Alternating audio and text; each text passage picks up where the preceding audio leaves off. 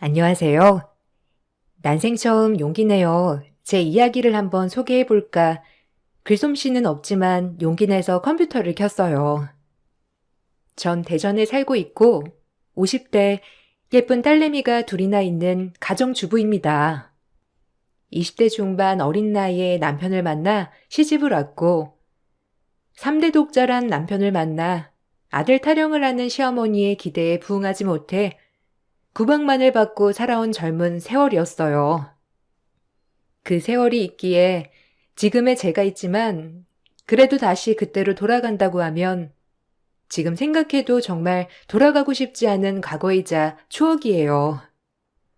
첫인사를 가던 날부터 시아버지와 시어머니는 가난한 집의 장녀인 저를 못마땅해 하셨어요.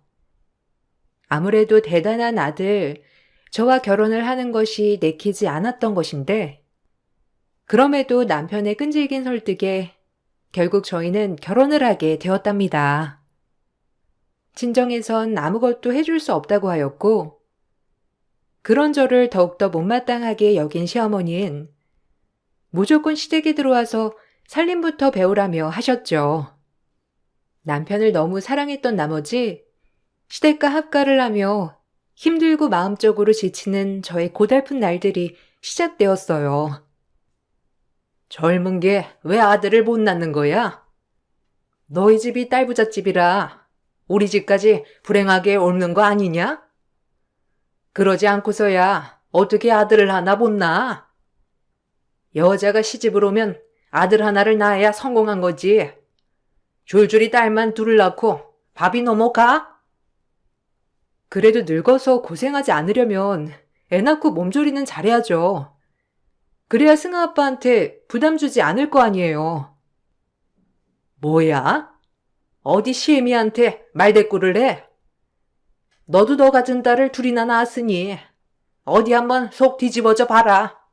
속상해서 진짜. 어머님도 딸 가진 엄마로서 어떻게 그렇게 모질게 말씀하실 수 있어요? 전 제 딸들한테는 아들 아니라고 차별하지 않을 거예요. 조용해. 애초에 없는 집에서 뻔뻔하게 시집 와가지고 뭐 하나 제대로 이룬 것도 없이 밥만 축내는 것 같으니라고. 당신은 진작에 종아니 짝으로 좋은 신부감 하나 알아놓으라니까. 이를 이사단으로 만들어. 속상해서 원. 둘째 딸을 낳고 몸조리 하던 중 시어머니는 미역국이 목구멍에 넘어가냐고 식사할 때마다 면박을 주셨어요. 하지만 눈에 넣어도 아프지 않은 딸들이었기에 전 이 세상 가장 잘한 일이 저희 딸들을 낳은 일이라고 생각했지만 시댁에서는 매번 눈치를 받는 며느리였어요. 저희 형편상 분가를 하지 않고 시댁 식구들과 같이 살았기 때문에 힘든 시집살이는 날이 가면 갈수록 계속되었고 그럼에도 버틸 수 있었던 건 딸들과 남편 때문이었습니다. 그나마 제 편이 옆에 있어서 늘 버티고 웃을 수 있었네요. 그냥 그러려니 해.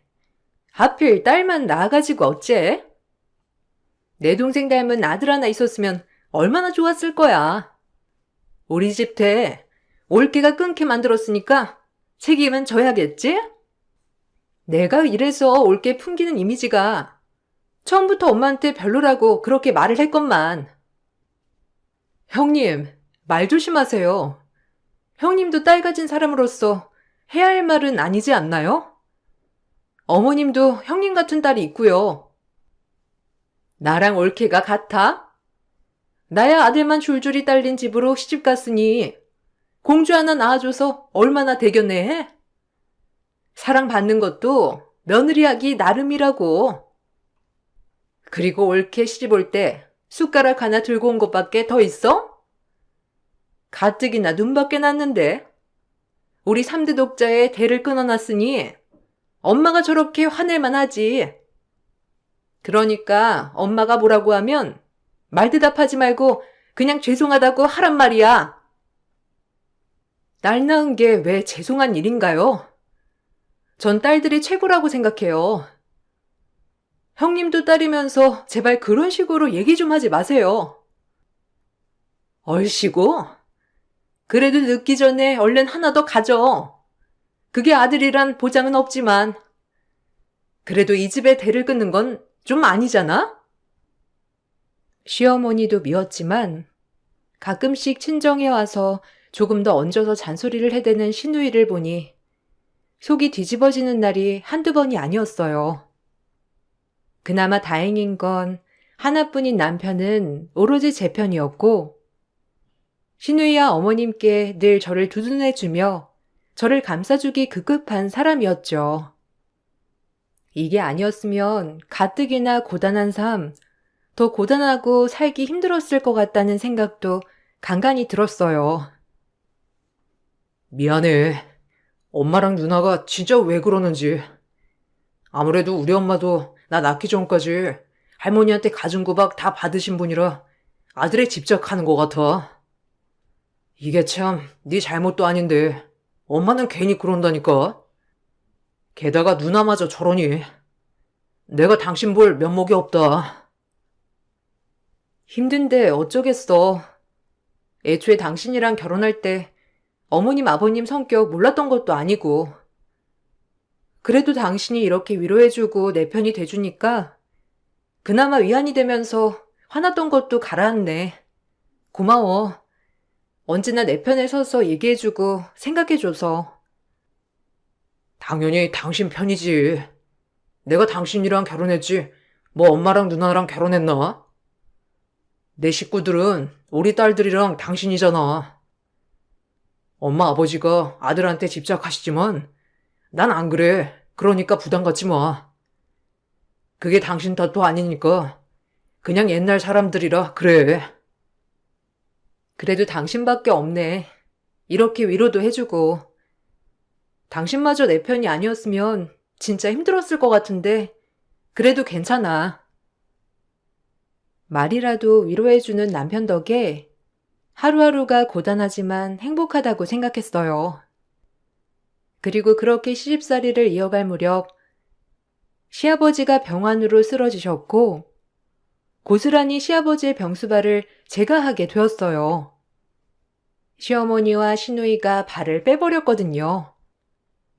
남편은 절대 안 된다고 했지만 간병인을 쓰려면 남편이 나가서 일을 더해서 살림의 보탬이 되어야 했고 아직 어린 딸들이 있는 저로서는 나가서 일을 한다는 것이 결코 쉬운 게 아니었죠.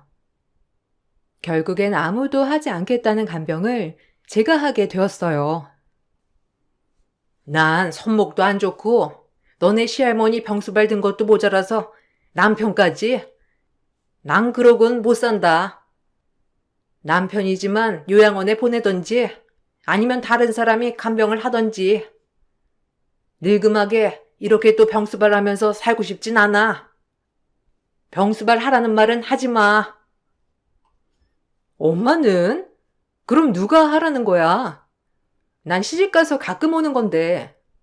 그럼 할 사람 한 명밖에 없네? 올케밖에 더 있어? 어차피 이 집에서 하는 것도 없는데 시아버지 병수발은 할 수 있을 거 아니야? 굳이 집에 사람 있는데 간병인 쓰는 것도 그렇고. 그러게 딱이다. 예, 네가 너네 시아버지 간병 좀 해라. 너 아들 못 낳고 이 집에서 눈칫밥 먹느니 이런 거라도 하면 좀 좋니? 엄마는 간병인 쓰세요. 제가 대리운전이라도 뛰면서 간병인 구할게요. 이 사람이 어떻게 혼자 간병을 해요? 어머, 뭐하러 힘들게 돈을 그런 데 써? 할 사람이 있는데 너 말 좀 해봐라. 네 남편 밖에서 밤새 일하게 하면서 간병인 쓰게 하고 싶니? 네가 간병하면 아무 문제 없는 일이잖아. 그래 안 그래? 너도 며느리니까 할 도리는 해야지.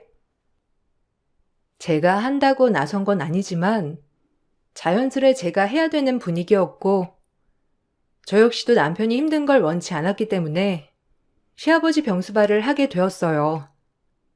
그래도 남편을 낳아주신 아버님이시니 어머님과 함께 저에게 모질게 했던 것들은 다 잊기로 했고, 그 순간만큼은 정말 최선을 다해 병간호를 했어요.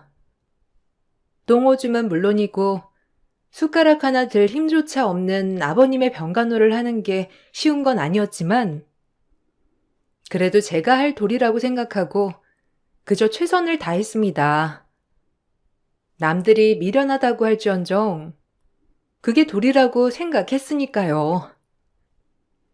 아니 왜 승아 엄마가 힘들게 병간호를 해? 그 집 시어머니랑 딸도 있다며. 하여튼 착해가지고 사람 병간호 하는 게 얼마나 힘든 일인데. 가뜩이나 말랐는데 더 말랐네. 아유, 아주 못돼 먹은 집안이라니까. 그렇게 아들 못 낳는다고 구박할 땐 언제고. 이제 와서 힘든 거다 승아 엄마 시키고 자기네들은 아예 모르쇠로 일관하는 거야? 참나, 동네 사람들이 얼마나 수근수근 대는데. 아니요, 괜찮아요. 어차피 승아 아빠 아버님이기도 하시고 저도 이렇게 마지막까지 최선을 다해야 후회하지 않을 것 같아요. 하여간 착해 빠졌다니까. 내가 이래서 승아 엄마를 좋아하지. 결혼할 때부터 착해가지고 내가 그 집 양반들 성격을 알아서 그래. 그 집은 무슨 복이어서 이렇게 착한 며느리를 얻었대. 참 불공평하다. 승아 엄마, 하여튼 몸 아끼면서 해. 걱정돼서 그래. 워낙 동네가 작기도 했고 모든 사람들이 저희 시댁 식구들 성격을 알았기 때문에 왜 저보고 병간호를 하냐고 하더라고요. 그럼에도 불구하고 나중에 후회하는 일을 만들고 싶지 않아 최선을 다해서 병간호를 하였어요. 어느덧 10년쯤 지났을까요? 시아버지는 그렇게 저에게 미안하고 고맙단 소리 없이 세상을 떠났고 시댁 식구들조차도 저에게 고마워하는 법은 없었습니다.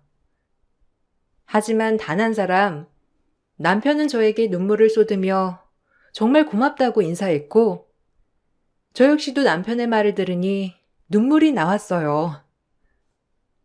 당신 아니었음. 아버지 10년도 못 사시고 돌아가셨을 거야. 정말 고마워. 엄마도 말씀은 안 하시지만 진짜 고마워 하실 거야.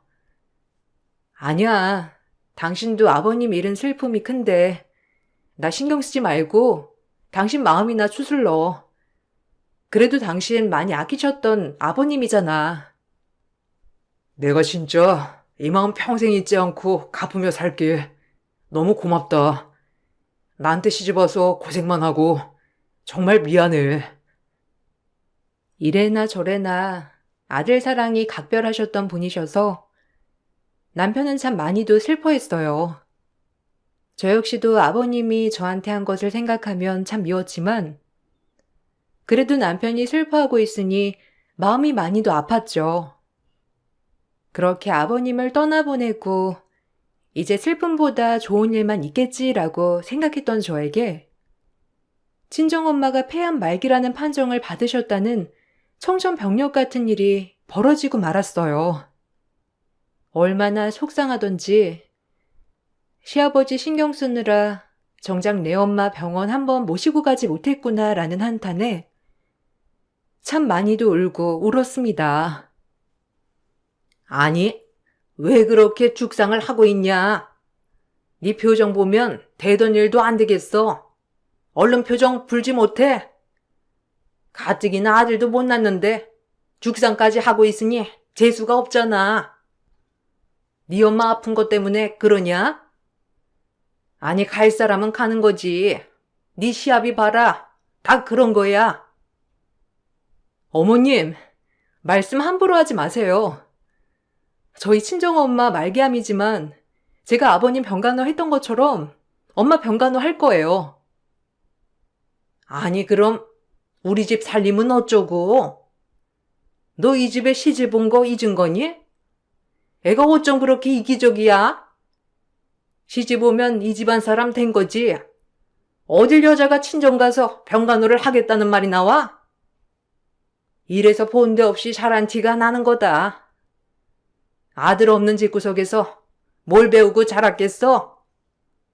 여자애들만 주렁주렁 그냥 대충 키우다 시집 보냈겠지. 양심 없는 집안 같으니라고. 하여튼 너도 참 너다. 어머님, 말씀 좀 삼가해 주시겠어요? 저희 부모님, 제 자매들 분명 바르게 키우셨고 어머님이 그렇게 함부로 폄하하실 분들이 아니세요. 그럼 어머님은 얼마나 자식 교육을 잘 시키셨길래 형님이 허구한 날 문지방이 닳도록 들락날락 거릴까요? 아니 뭐야?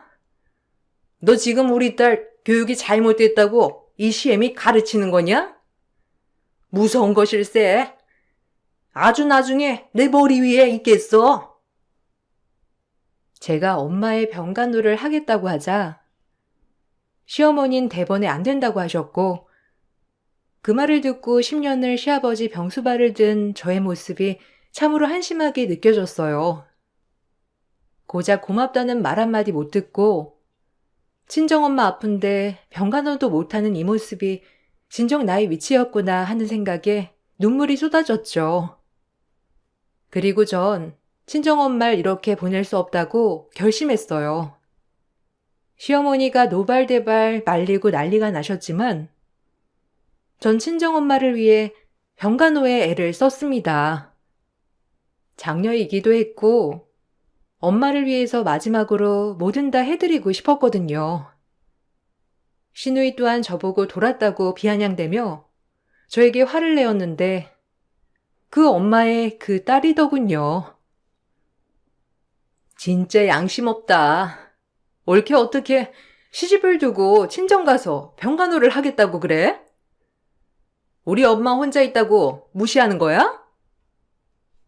뭐라고요? 그러는 형님은 허구한 날 친정에 와서 살면서 왜 저는 친정 가서 병간호하면 안 되는데요? 아버님 병간호할 땐 그렇게 다들 아무 말 없이 당연히 해야 한다고 하더니 내 엄마 병간호 하겠다고 하니 다들 쌍심지를 켜고 뜯어 말리네요. 옳게 도른 거 아니야? 지금 여기가 어디라고 큰 소리야? 아주 엄마 아프다고 하니까 이성을 잃었나 봐. 정신 차려. 형님이나 정신 차려요. 자기 앞가림도 못하고 매번 친정에 와서 빌빌대는 주제에 누가 누굴 가르친다는 거예요? 뭐? 너 말 다 했어? 너 그동안 나 그렇게 생각하면서 무시했구나. 네가 감히 날 무시해? 엄마, 얘 말하는 것 좀 봐. 그렇게 형님과 대판 싸우게 되었고 시어머니는 그 모습을 보고 제 뺨을 내리쳤습니다. 항상 멸시해서도 한 번도 손을 올린 적은 없었기 때문에 진짜 당황스럽고 화도 났어요. 그걸 본 남편은 어머니께 큰 소리를 치며 화를 내며 제 편을 들어줬고요. 아마 남편도 그날 충격을 엄청 받았을 거예요. 시집살이가 혹독한지는 알고 있었지만 이 정도일 줄은 상상도 하지 못했을 테니까요. 워낙에 제가 말을 많이 하지 않기도 했고 착한 남편한테 시어머니와 제 사이에서 힘들게 하고 싶지 않은 마음이 컸었거든요. 엄마, 뭐 하는 거예요? 누나 빨리 집에 가. 누나가 화근이지. 어떻게 여기 와서 항상 시끄럽게 만들 수가 있어? 엄마 진짜 실망이네요. 이 사람 마음에 안 들어 하는 건 알았지만 이 정도일 줄은 몰랐어요. 이 사람 우리 아버지 10년 병간호 했던 사람이에요. 고맙고 늘 미안해해도 모자랄 뻔해. 어떻게 이런 식으로 홀대할 수가 있어요? 나 진짜 엄마랑 누나한테 너무 실망했어. 사람이 고마운 줄 알고 은혜를 알아야지. 내 가족이지만 진짜 창피하고 승아 엄마 볼 낯이 없어. 부끄러워집니다, 정말로.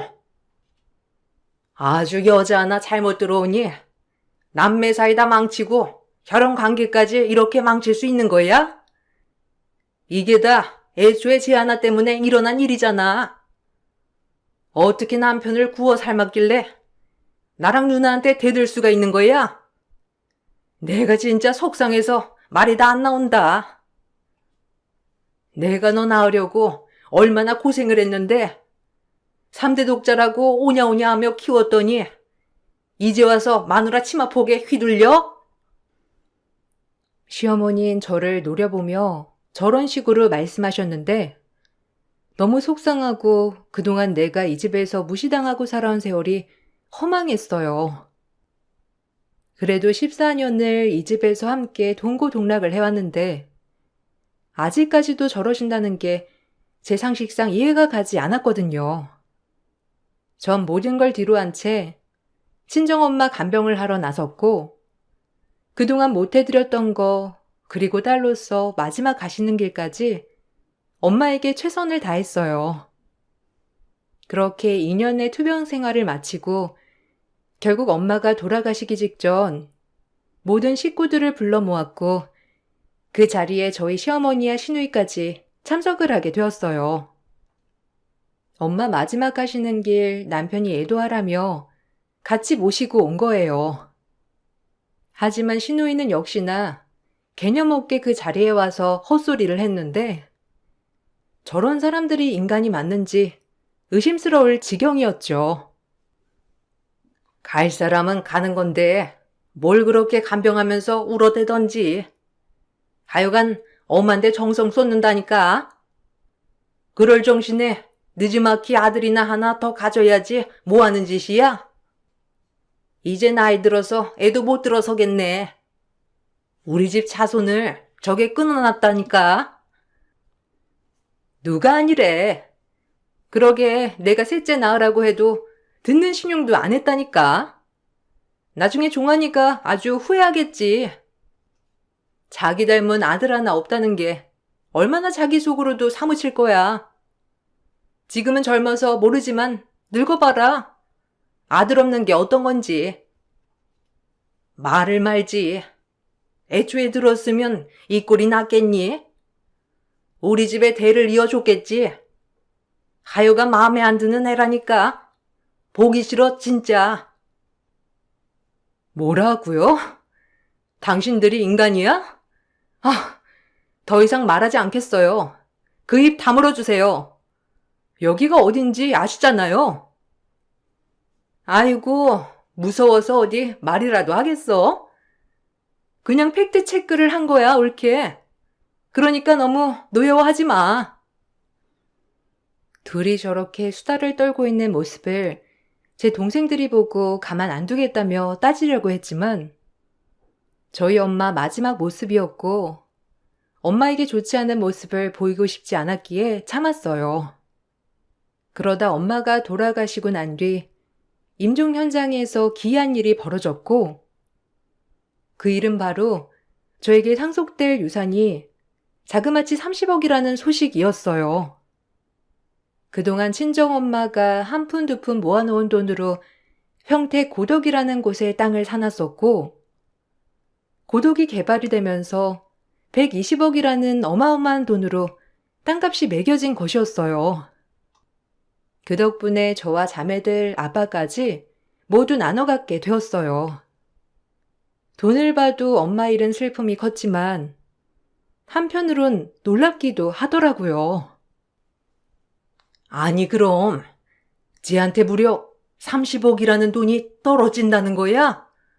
오메, 세상에. 이제서야 박각하게 생겼구나. 평생을 그저 우리 집 밥 축내면서 며느리 구실도 제대로 안 했던 게 이제서야 드디어 며느리 구실하게 생겼어 아주. 이게 웬 떡이야. 그러니까 그럼 우리 종환이 몫이라는 거잖아. 종환이가 우리 모른 척 할 리도 없고 엄마랑 나랑 팔자 폈어. 그럼 30억이니까 우리 각자 나눠 가지면 얼마 되는 거니? 그래도 자그마치 우리 빚도 갚고 새 출발할 수 있잖아. 아무래도 우린 그래도 완전 핏줄은 아니니까 엄만 4억, 나는 5억이면 딱 괜찮지 않아? 적당할 것 같은데. 그럼, 아니 너 5억, 나 5억도 괜찮겠다.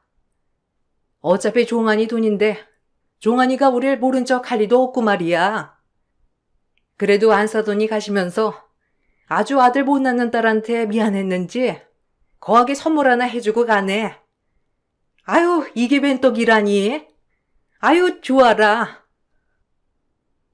엄마 임종 현장에서 내가 받을 30억 유산을 가지고 제멋대로 상속분을 정하고 있던 모녀를 보자니 속에서 천불 만불이 나기 시작했어요. 어쩜 인간들이 저렇게 덜 떨어질 수 있나 싶을 정도로 화가 났고 이 모녀들을 쌍으로 가만 안 두겠다 하고 있었는데 그 순간 남편이 상상 못할 발언을 시작하자 그 모녀들은 표정이 굳은 채로 그곳에서 길길이 날뛰기 시작했어요. 도저히 못 참겠네. 이 사람 무시하고 하대하는 거 이 사람한테 너무 미안했는데 그래도 부모님이고 누나니까 애써 참아왔는데 이 정도로 상식 바뀔 줄이야 정말 몰랐네요. 어떻게 장모님 마지막 가는 길에 유산 얘기며 말도 안 되는 얘기를 할 수 있어? 내가 알던 엄마가 맞나 싶고 누나가 맞는지. 이 사람 몫으로 떨어진 유산 나 땡전 한 푼 욕심낼 생각 없으니 그리 알아요. 뭐야? 아니 네가 왜 욕심낼 자격이 없어? 그동안 네가 먹여 살린 건데 여태까지. 저 유산이 네 거나 다름없지. 실속 챙겨. 그만 좀 해요. 저 욕심도 없고 이 사람 유산 탐내고 싶지도 않으니까. 이 사람 뭐같이 이 사람이 쓰게 내버려 둘 거니까 김칫국 마시지 마요. 그리고 여기가 어딘데 창피하게? 장모님 가시는 길 더 이상 모욕 주면 제가 가만 안 있을 거니까 그리 아세요. 수치스러우니까. 아이고, 저 헛똑똑이. 저 돈이면 엄마랑 나까지 편해질 텐데 이기적이라니까. 너 그 말 얼른 거두지 못해? 누나도 입 다물어. 나 진짜 엄청 참고 있으니까. 내 돈 아니고 이 사람 돈이야. 그러니까 한 푼도 눈독 들이지 마. 염치 없는 인간아. 남편이 제 유산에 관심도 없다고 하자 시어머니와 시누이는 노발대발 난리가 났는데 이때다 싶어 한몫 단단히 챙기려 했던 꼼수가 남편에게 통하지 않았던 거예요. 전 도저히 참을 수가 없어 이 모녀들에게 손절을 외쳤고 더 이상 말도 섞고 싶지 않은 인간들이라 생각이 들었기 때문에 이 자리에서 모든 것을 끝내는 게 맞다고 생각했어요. 엄마의 임종 직전에 와서 저런 말을 아무렇지 않게 하는 인간들과는 더 이상의 관계를 이어나갈 수 없다고 판단이 들었기 때문에 전 그 자리에서 시댁 식구들과 손절을 선언했어요. 제발 그만해요. 아니 인간이길 포기한 것들하고 내가 무슨 얘기를 해야 할지 모르겠지만 이제 더 이상 못 참겠네. 여태까지 며느리 굿이란 게 없다고? 시아버지 병시 중 10년 들고 여태까지 이 집 살림에 남편 뒷바라지 그래도 한 게 없다고? 그래, 당신들은 속물적인 인간이라 금전적인 것들만 바라지. 아들 하나 못 낳은 죄로 여태까지 구박받고 더 이상은 못하겠네. 당신 결정해. 나인지 당신 가족인지. 여기서 가족을 택하면 우린 이혼이야. 나 이제 다신 당신 어머니 누나 안 보고 싶어. 어머머, 저 말하는 뻔세 좀 봐. 이혼? 너 지금 30억 등에 업었다고 감히 이혼을 논해? 네가 인간이야? 어떻게 그럴 수 있어? 당신이 당신을 돌아봐. 당신이 인간이야? 남도 이것보다 낫겠다. 이제 다신 볼 일 없게 하죠. 당신이 여기서 결정해. 참나, 우리 종환이가 너를 선택할 것 같아? 그래도 핏줄이고 가족인데 어떻게 너를 선택하겠니? 이 모질이야. 미안한데 더 이상 엄마랑 누나는 내 가족 아니야. 그러니까 이제 제발 그만해. 내 아내랑 딸들 그만 괴롭히라고. 뭐? 내가 잘못 들은 거지? 우리 종환이가 그럴 리 없잖아. 엄마 아들이. 내가 어떻게 키운 하나뿐인 아들인데. 엄마 하나뿐인 아들 이제 없다고 생각해요. 더 이상 이 사람한테 못 달지 못하겠네요. 이제 우리 다시는 만나지 마요. 너 엄마한테 이럴 수 있어? 아들 하나라고 그렇게 애지중지 키웠는데 네가 어떻게 엄마를 배신해? 네가 인간이야? 당신은 조용히 좀 해. 당신 집이나 잘 돌보란 말이야. 허구한 날 친정 문지방이 닳도록 왔다 갔다 하더니 결국엔 사달란 것도 네 탓이 커. 그러니까 평생 너네 엄마랑 둘이서 쿵짝 잘 맞는 모녀 사이 하면서 잘 지내봐. 아주 잘 어울리는 한 쌍의 모녀니까. 전 더 이상 말을 섞고 싶지 않았고 남편에게 이혼을 통보했는데 제가 남편에게 저와 시댁 중 선택하라고 하자 남편은 고민 없이 저를 선택했어요. 그리고 시어머니와 시누이는 그 자리에서 쫓겨나고 말았네요. 제 동생들이 참다 제 말이 떨어지기가 무섭게 시누이와 시모를 임종 현장에서 내쫓았고 옆에서 얻은 소금으로 시누이와 시어머니에게 탈탈 뿌려버렸어요. 진작 이렇게 했어야 할 걸 제가 너무 질질 끌어왔나 싶은 마음이 들면서 참 모든 세월이 후회와 아쉬움으로 가득해져 갔어요. 정신 나간 노인네랑 아줌마가 어디 감히 여기가 어떤 자리라고 막말을 일삼아? 우리 언닌 착하고 순해서 그동안 다 참았는진 모르겠지만 우린 안 참아. 정신 나간 모녀들아. 이왕 언니가 이혼하기로 한 거니 우리도 이제 막 나가야지. 어머, 너 이거 안 나? 이게 어디 내 머리를 휘어잡아? 엄마, 살려줘. 힘만 더럽게 세가지고 이거 놓으라니까. 이것들이 쪽수로 밀어붙이면 다야. 하여간 여자들이 드세기만 해가지고 이러니 아들 하나 없는 집안이지. 그래, 이 할망구야. 아들 없이 드세기만 자라온 여자들한테 오늘 머리털 한번 털려봐라. 노인이고 젊은이고 안 가린다. 제 동생들은 그동안 제가 어떻게 살아왔는지 알았기 때문에 오늘에서야 저에 대한 대갚음을 해주기 시작했어요. 그날 시누이는 제 동생들에게 먼지나게 털렸고 시어머니 또한 제 동생들을 말리다 몇 번이고 고꾸라졌답니다. 사실 그 모습을 보니 정말 통쾌했어요. 시누이와 시어머니는 제 동생들의 등살에 주랭랑을 쳐버린 꼴이 되었죠. 그리고 남편은 이 모든 사태를 본 뒤 저에게 미안해하며 얘기를 이어나갔고 남편은 저와 딸들 없이는 못 산다며 그래도 시댁 식구들보다 저희를 선택해 주었어요. 미안해. 네 말대로 다신 볼 일 없을 거야. 언제나 그랬듯이 나한테 가족은 당신 그리고 우리 딸들이니까. 우리 엄마랑 누나가 이 정도 인간들일 줄은 몰랐어. 내가 진짜 너한테 무슨 말을 해야 할지도 모르겠다. 정말 미안해. 당신 볼 면목도 없어. 부모랑 인연을 끊으라는 게 당신한테 못할 짓이란 걸 알면서도 이럴 수밖에 없는 날 이해해줘. 그리고 고마워. 언제나처럼 내 편이 되어줘서. 당신 부모님 절대 용서 못할 것 같아. 누나도 마찬가지로. 그럼에도 불구하고 내 옆에 있어줘서 고마워. 그 일이 있은 후로 저흰 바로 분가를 했습니다. 마침 봐두던 아파트 전세가 나왔기 때문에 남편이 마련한 전셋집으로 이사를 했고 시어머니 시누이와 모든 인연을 끊었어요. 모든 인연을 끊자 시누이는 남편 회사까지 찾아와 어떻게 본인들과 인연을 끊을 수가 있냐며 애걸복걸도 해보다가 화도 냈다가 회사 사람들을 붙잡고 하소연도 했다가 별의별 모습을 다 보이셨죠. 심지어 아이들 학교까지 찾아가 집을 알아내려고도 하셨고요.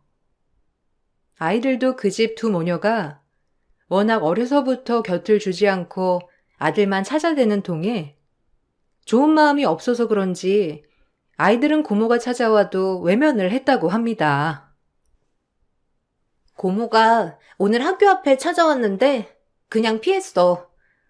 나도 고모랑 할머니 보기 싫거든. 맨날 손자 타령해. 딸이라고 밥 많이 먹는다고 뭐라고 한 기억밖에 없는데 내가 왜 그 사람들을 존중해줘야 해? 다신 학교에 안 찾아왔으면 좋겠어, 정말. 너무 싫어. 이제 그럴 일 없을 거야. 엄마가 잘 알아듣게 얘기할게. 그러니까 그 기억은 잊어도 돼. 이제 좋은 말만 해줄 거야. 아빠랑 엄마가 옆에서 우리 딸들 행복하게 해줄 거고, 알겠지? 열아들 안 부러운 게 우리 딸들인데 누가 우리 딸들한테 뭐라고 해? 이미 딸들도 차별 대우를 많이 받았던 터라 아픔이 존재하는 것 같아 마음이 아팠고 전 신우이에게 전화를 해 애들한테 다신 찾아오지 말라고 따끔하게 얘기를 했습니다. 그러자 신우이의 말이 웃기더군요. 참 이 말을 듣는데 오히려 웃음이 나오더라니까요. 역시 벌을 받을 사람은 다 받는구나 싶은 게 참 웃음이 나왔고 속뜻이 있었구나 싶더라고요. 다신 찾아오지 마세요. 어디라고 애들 학교며 남편 회사며 진짜 구질구질하게 뭐하는 짓이에요? 당신들 얼굴 보고 싶지 않다고요. 어차피 당신들도 내가 당신들한테 별 도움 안 됐다고 생각하는 거 아니야? 이제 와서 왜 이렇게 찾아오고 난리야? 옳게 내 말 좀 들어봐. 엄마가 이상해. 종환이 그렇게 연락 없고 나서부터 치매기가 있더니 이제 나도 못 알아봐. 그래서요? 그걸 왜 저한테 얘기해요? 그렇게 각별한 모녀 사이 알아서 하셔야죠. 요양원에 보내시던지 간병을 하시던지. 올케가 간병 좀 해주면 안 될까? 아빠 간병 잘해왔잖아, 응? 내가 이 은혜 잊지 않을게. 내가 어떻게 엄마를 간병해? 아, 나한테? 당신 엄마 당신이 책임져. 치매에 걸리든 말든 내가 알 바 아니니까. 그런 거 나한테 얘기하지 마세요. 알고 보니 시어머니는 치매 판정을 받으셨고 이제 와서 저에게 간병을 부탁하려 한 것이더라고요. 남편에게 이 사실을 얘기하니 마음은 좋지 않지만 다신 보고 싶지 않다고 저에게 선을 그어버렸고 저 역시도 마찬가지로 다신 마주하고 싶지 않은 사람들이기에 모른 척 했습니다. 중간중간 신우이에게 지속적으로 연락이 왔지만 받지 않았고 그마저도 전화번호를 바꿔버렸어요. 그리고 나중에 들은 얘기로는 신우이는 병든 시어머니를 요양원에 데려다 주었다고 했어요. 시어머니는 시아버지 간호를 못하겠다며 그렇게 못을 박더니 결국 막판은 본인 또한 아무도 모실 사람이 없게 되자 결국엔 요양원에 가게 된 꼴이었죠. 그리고 신우이도 친정이 아예 없는 꼴이 되었고 하나뿐인 동생도 잃고 엄마도 병들어 요양원에 가 계시고 결국 주변에 아무도 남지 않게 된 거예요. 전 그로부터 딸들과 남편과 함께 행복하게 살았습니다. 오히려 시댁 스트레스에서 벗어나니 이제야 제 인생을 찾은 것 같아 기분이 참 묘했어요. 그리고 전 세금을 제외한 유산받은 금액으로 제 이름으로 된 조그마한 건물 하나를 마련했습니다. 남편은 절대 터치하지 않고 있고 그 건물로 저희 딸들 공부도 시키고 졸업도 시켰답니다. 세상에서 둘도 없는 딸들이 착하고 바르게 커져서 이것보다 기쁜 게 있나 싶을 정도로 행복합니다. 제 이야기를 쓰고 보니 참 그 서러운 세월 어떻게 버텼나 싶을 정도로 지금 생각해도 어리석었어요. 그래도 현재 그리고 미래가 행복할 것을 알기에 과거는 싹 잊고 현재를 살아가렵니다. 이 글을 보신 여러분들, 염원하시는 소망 다 이루시고 좋은 하루 보내세요. 감사합니다. 안녕하세요. 이곳에서 다양한 사연들을 듣고 있는데요. 저도 한 가지 고민이 있어서 많은 분들의 의견을 들어보고자 이렇게 사연을 써보았어요. 저는 결혼 3년 차 30대 직장인입니다. 제가 하고 있는 고민은 바로 사이가 좋지 않은 시어머니와 이대로 지내야 하는가인데요. 남편과는 사이가 나쁘지 않고 잘 지내고 있지만 시어머니와는 사이가 좋지 않아서 현재는 만나지 않고 있는 상황입니다. 시어머니가 다시 잘 지내자고 연락이 왔는데 다시 잘 지내야 할지 고민을 하고 있어요. 시어머니는 결혼을 하기 전부터 저를 탐탁치 않아 했습니다. 자신들과 급이 맞지 않고 제가 남편보다 2살이나 나이가 많다는 이유 때문이었죠. 그렇다고 해서 저희 집이 가난한 것도 아니었고 제가 가족을 부양해야 하는 상황도 아니었습니다. 다만 남편네 집은 부동산 투자로 인해서 막대한 돈을 벌었던 상황이었고 말 그대로 졸부 집안이었습니다. 남편에게 들어보니 이렇게 돈이 많아진 것도 오래되진 않았다고 하더라고요. 엄마가 갑자기 왜 저러시는지 모르겠어. 우리가 예전부터 잘 살았던 집안도 아닌데 말이야. 아빠가 몇 년 전에 사고로 돌아가시면서 사고 보상금이랑 보험금을 받게 되었거든. 그걸로 부동산 투자를 했는데 그게 개발로 값이 엄청 올라버렸어. 그걸 몇 배로 팔아서 또 투자를 하고 부동산도 엄청 사들이면서 이렇게 된 건데 엄마는 왜 자꾸 우리 집안 급을 언급하는지 모르겠어. 그렇구나. 혹시 우리 집이 엄마만 계셔서 그런 걸까? 엄마도 일을 안 하시고 계시니까 혹시나 내가 우리 집 생계를 책임져야 하는 거 아닌가 싶으셔서 그런 거 아닐까? 아니야. 그건 엄마한테 이미 말을 했거든. 장모님 생계에 문제 없다고 여러 번 얘기했는데도 참 저렇게 반대를 하니 할 말이 없네. 저희 집 역시 아빠가 고등학교 때 돌아가시게 되면서 평범한 집안이었습니다. 아빠가 돌아가시기 전에는 동네에서도 잘 산다고 소문이 났던 집이었는데 아빠가 돌아가시게 되면서 사업을 정리하게 되면서 평범한 집안이 되었죠.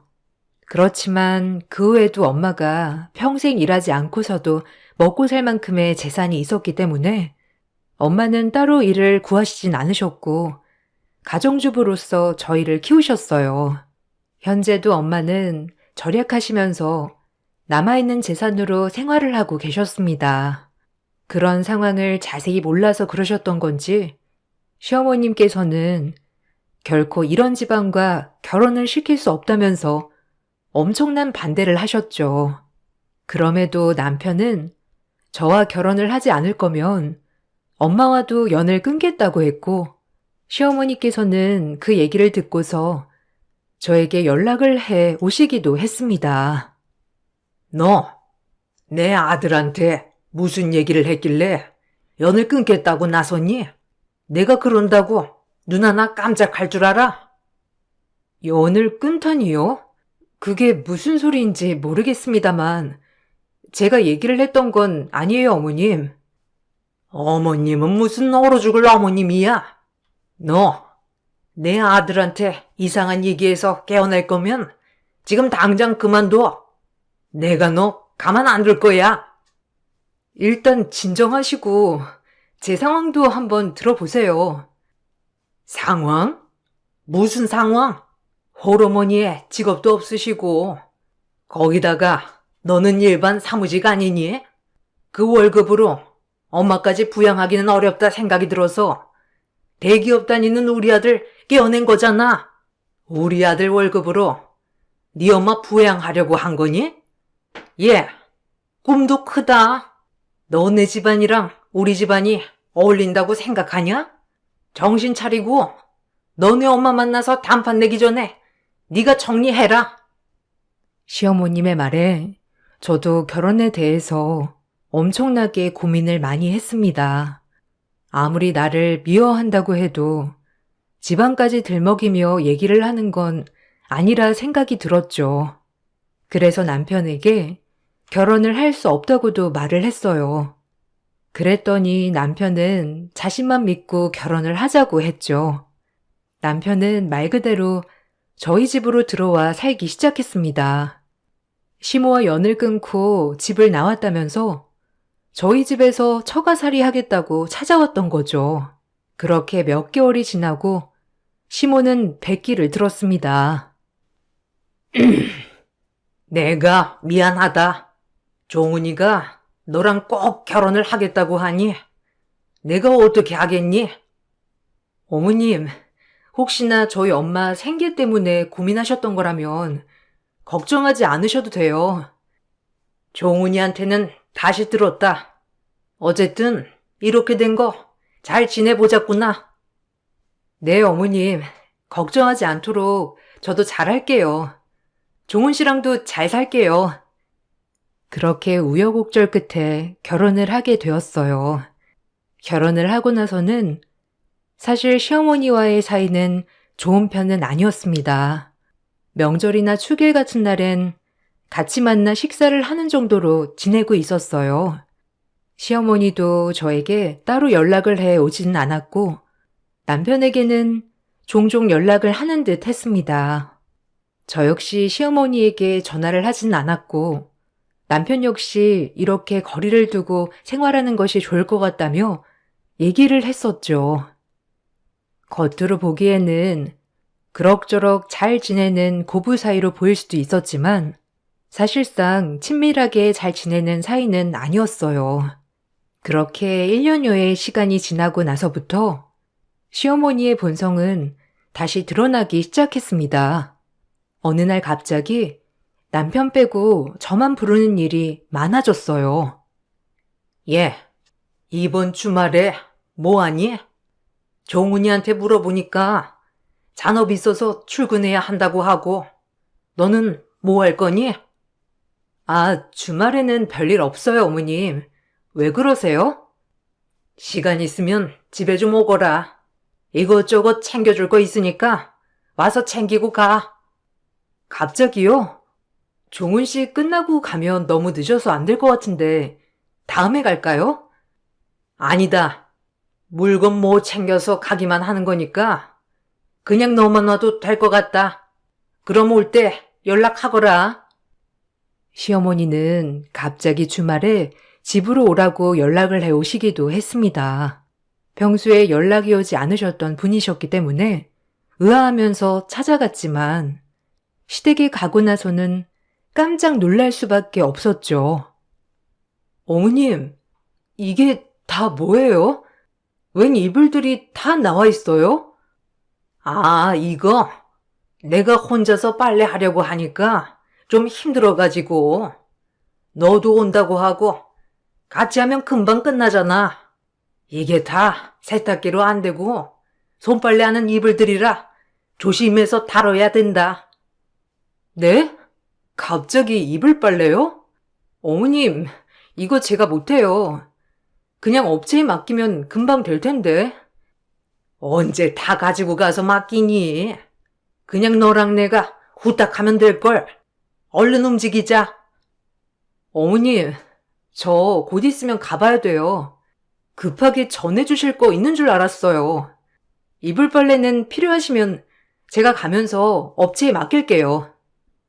시어머님은 갑자기 이불 빨래를 해야 한다면서 사계절 이불들을 모두 빼놓아서 기다리고 있었어요.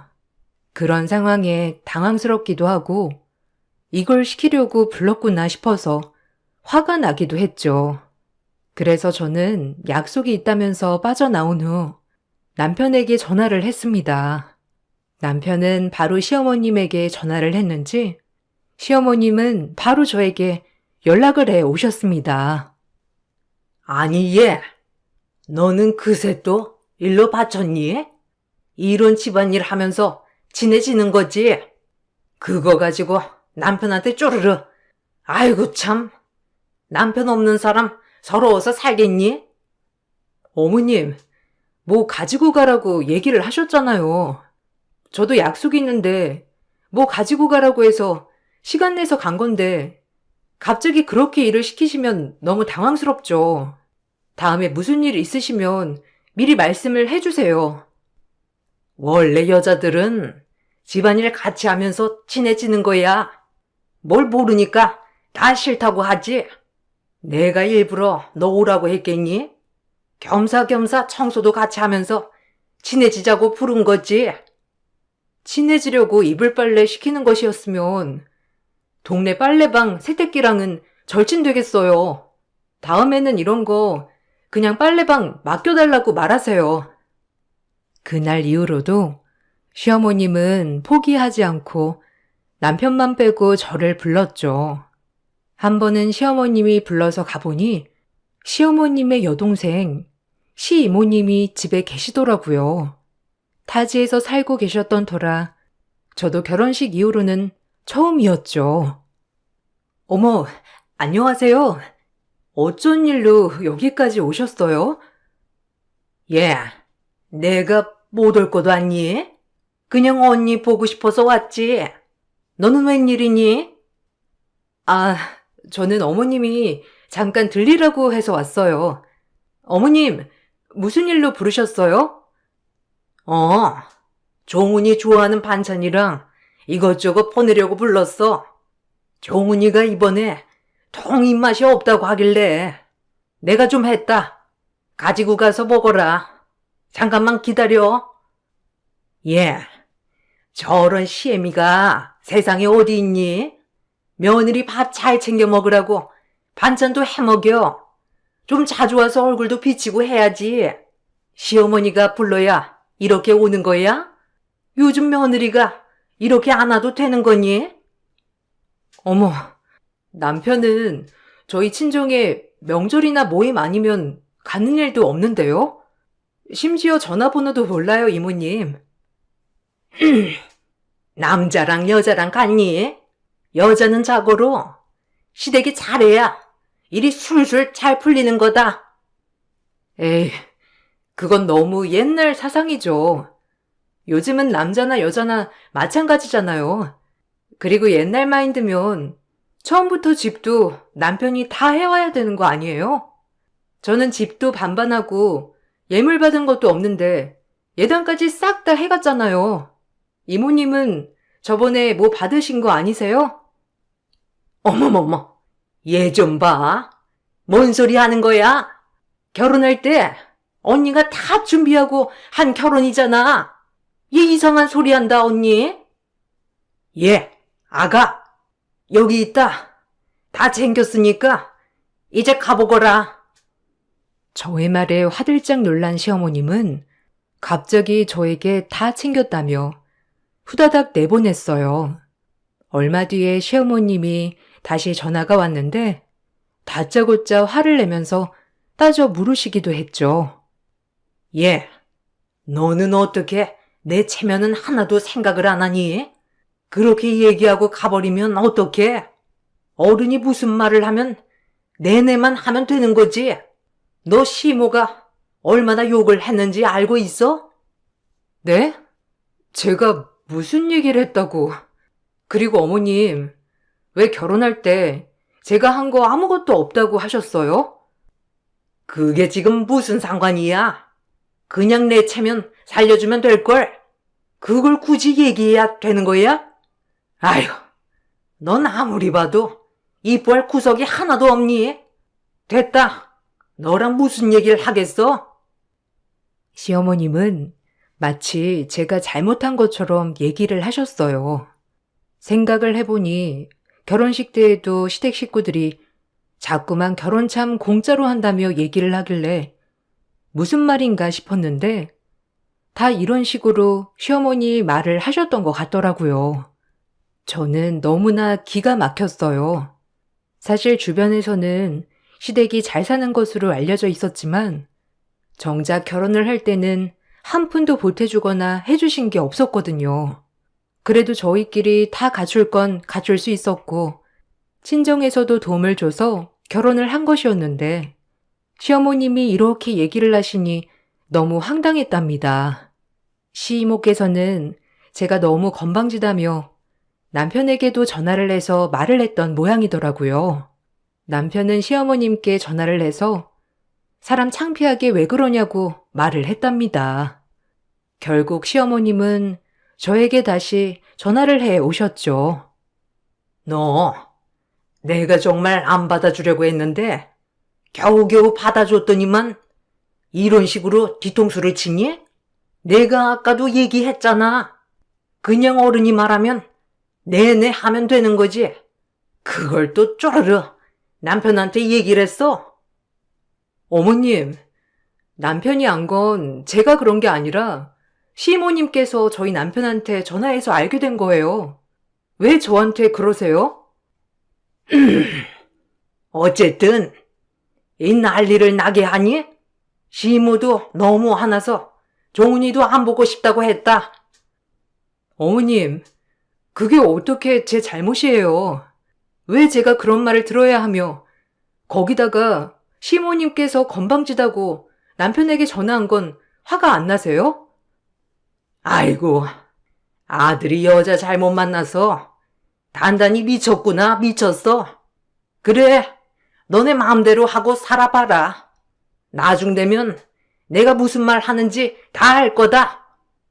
시어머님께서는 남편이 여자를 잘못 만나 미친 거라며 얘기를 하셨어요. 남편은 그런 시어머님의 태도에 저에게 미안하다고 사과를 했습니다. 더 이상 시어머님과 함께 잘 지낼 필요 없다며 말을 했어요. 당신 정말 미안해.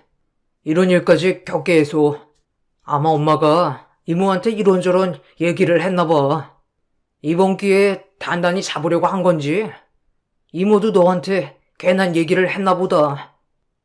이모님이 그러신 건 별로 신경 안 쓰이는데 어머님한테는 좀 내가 참을까 싶기도 하네. 아니야. 엄마가 괜히 자기 체면 살리려고 거짓말 한 거를. 솔직히 이번에 남들 시선만 중요하게 생각하는 거 고쳐야 돼. 주변에서도 다 엄마가 부자라 아부 떠는 사람들만 있지. 정작 제대로 얘기해주는 사람들도 없거든. 당신이 나한테 미안해야 할 필요는 없어. 그래도 할 수 있는 만큼은 해봐야지. 그렇지만 다음에도 또 이렇게 무시하시면 나는 독하게 말할 수밖에 없을 것 같아.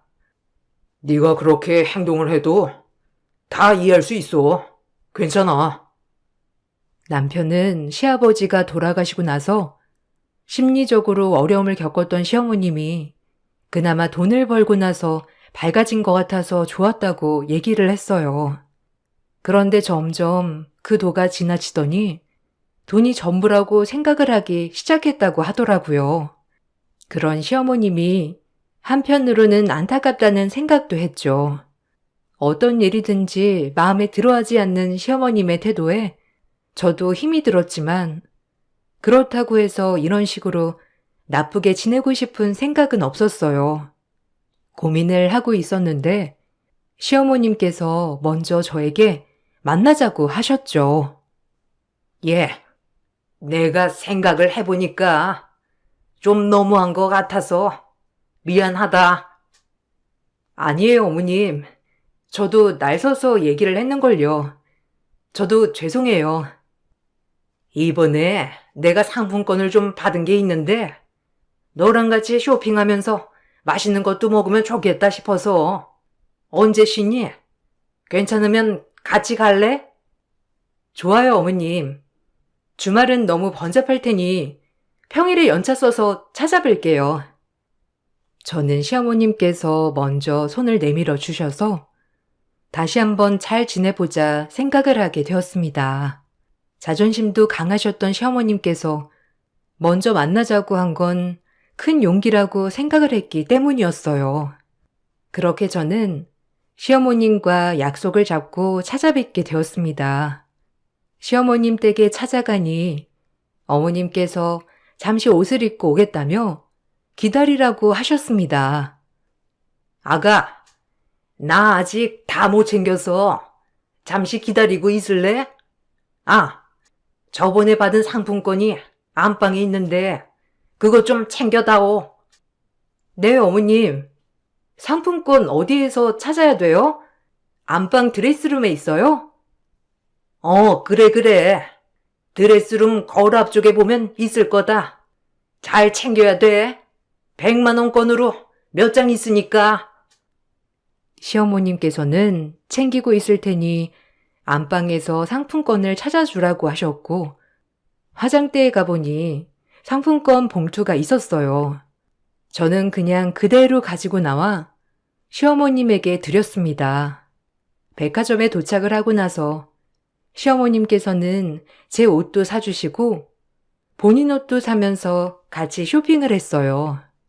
아직 마음이 편한 것은 아니었지만 저도 적극적으로 시어머님의 쇼핑을 도와드렸죠. 그러다가 시어머님께서 예약을 한 가방이 있다면서 저를 데려가셨어요. 내가 전에 예약을 했던 가방이 있는데 오늘 나온다고 해서 그동안 모아두었던 상품권 다 가지고 온 거야. 이번에 쓰려고. 아, 그러시구나. 상품권을 몇백만 원씩 모아두셨어요? 주변에서도 선물로 주기도 하고 내가 사둔 것도 있고 안 쓰고 놔뒀다가 이렇게 하나씩 살 때 쓰는 거지. 보자. 아니, 왜 상품권이 하나가 비는 거지? 네? 어머님, 잘 찾아보세요. 상품권 부족하세요? 이상하다. 오늘 아침까지 다 세고 나왔는데 100만 원짜리 하나가 비네. 그럴 리가요. 계속 상품권은 제 가방에 그냥 담아두셨잖아요. 잘 세어보세요. 아니면 어머님이 잘못 세신 거 아니에요? 얘는 무슨? 내가 뭐 잘못 살 일이 뭐가 있니? 부족하시면 그냥 다른 걸로 결제하세요. 상품권 개수를 잘못 알고 계셨을 수도 있고 다른 곳에 놔두신 거일 수도 있으니까. 뭘 다른 곳에 놔? 아니, 이거 사려고 가지고 온 건데 내가 다 계산을 해보고 빼놓은 거란 말이야. 어머님, 일단 그냥 구입하시고. 혹시 네가 가져갔니? 솔직히 말해봐. 네? 어머님, 무슨 말씀을 하시는 거세요? 제가 왜 어머님 상품권을 가지고 가요? 너 오기 바로 전에 상품권 개수를 셌거든. 그 이후로 너밖에 봉투 만진 적이 없는데 그럼 네가 아니면 얘가 자동으로 없어졌다는 거야? 어머님, 제가 가지고 간 거 아니에요. 아니, 그럼 누가 가져갔다는 거야? 상품권에 발이 달린 것도 아니고 너 아니면 누가 가지고 가? 우리 집에 온 사람 너밖에 없고 상품권도 네 가방에 보관하고 있었잖아. 지금까지 한 번도 꺼내지도 않았는데 그럼 누가 가져갔다는 거니? 저는 황당해서 아무 말도 하지 못했어요. 아무 말도 하지 않는 저를 보고 시어머님은 갑자기 불같이 화를 내면서 말을 하셨죠. 이래서 내가 교양 없는 애들이랑 엮이면 안 된다고 했는데 너 아무리 궁해도 그렇지 어떻게 시어머니 돈에 손을 대? 어머님, 아니라니까요. 시어머님께서는 제가 입고 있던 가디건을 마구 당기면서 찢어버렸습니다. 갑작스러운 소란에 사람들이 하나둘씩 모여들기 시작했어요. 시어머님께서 제 앞에서 고래고래 소리를 지르는 걸 보고서는 사람들도 쑥덕거리기 시작했습니다. 사람들이 모이면서 소란스러워지자 누군가 상황을 정리하기 시작했어요. 자, 이제 그만하시고 진정하세요. 제가 여기 백화점 창업주입니다. 이렇게 소란 피우시면 안 되니까 일단 진정하시고 얘기해 보시죠. 아, 여기 백화점 사장님이세요? 아니, 이건 저희 개인적인 가정사이니 상관하지 마세요. 들어보니 상품권이 없어지신 모양인데 일단 진정하고 CCTV나 영수증도 한번 확인을 해보시죠. 아유, 그럴 필요 없다니까요. 얘가 돈이 궁해서 제 돈에 손댄 거예요.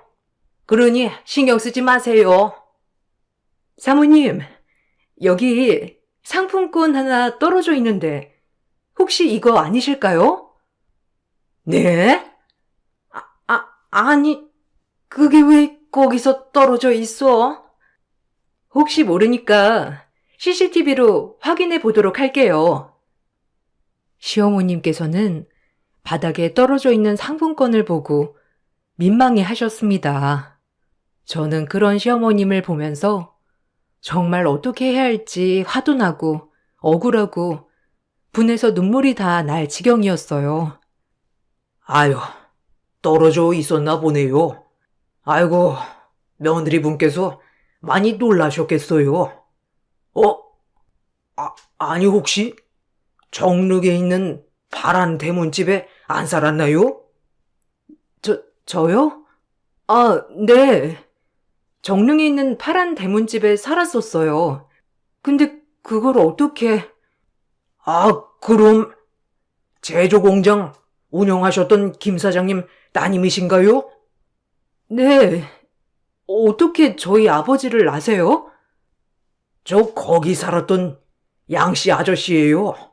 아이고, 이렇게 만나게 되니 참 신기하네요. 어떻게 여기에?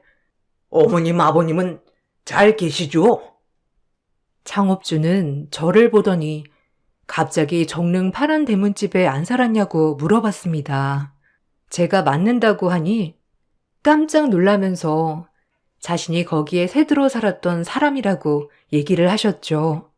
얼굴을 자세하게 보니 정말로 집 바깥에 살았던 아저씨였어요. 그때 사업이 망하면서 우리 지역으로 왔는데 사정이 딱한 아저씨를 구제해 준 것이 바로 저희 아빠였습니다. 아이고, 세월이 벌써 이렇게 흘렀네요.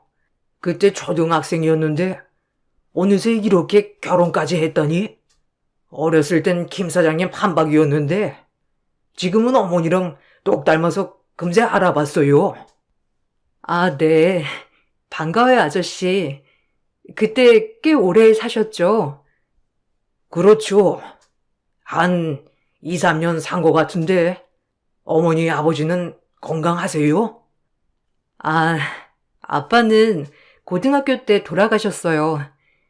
저희도 초등학교 졸업하고 바로 이사를 갔고요.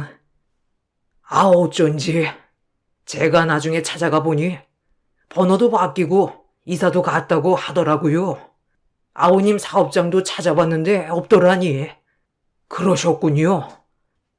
네, 아빠가 종종 얘기를 하셨는데 이렇게 백화점까지 운영하시다니 깜짝 놀랐어요. 이건 다 김 사장님 덕분이죠. 이 빚을 갚을 날이 이제 온 것 같네요.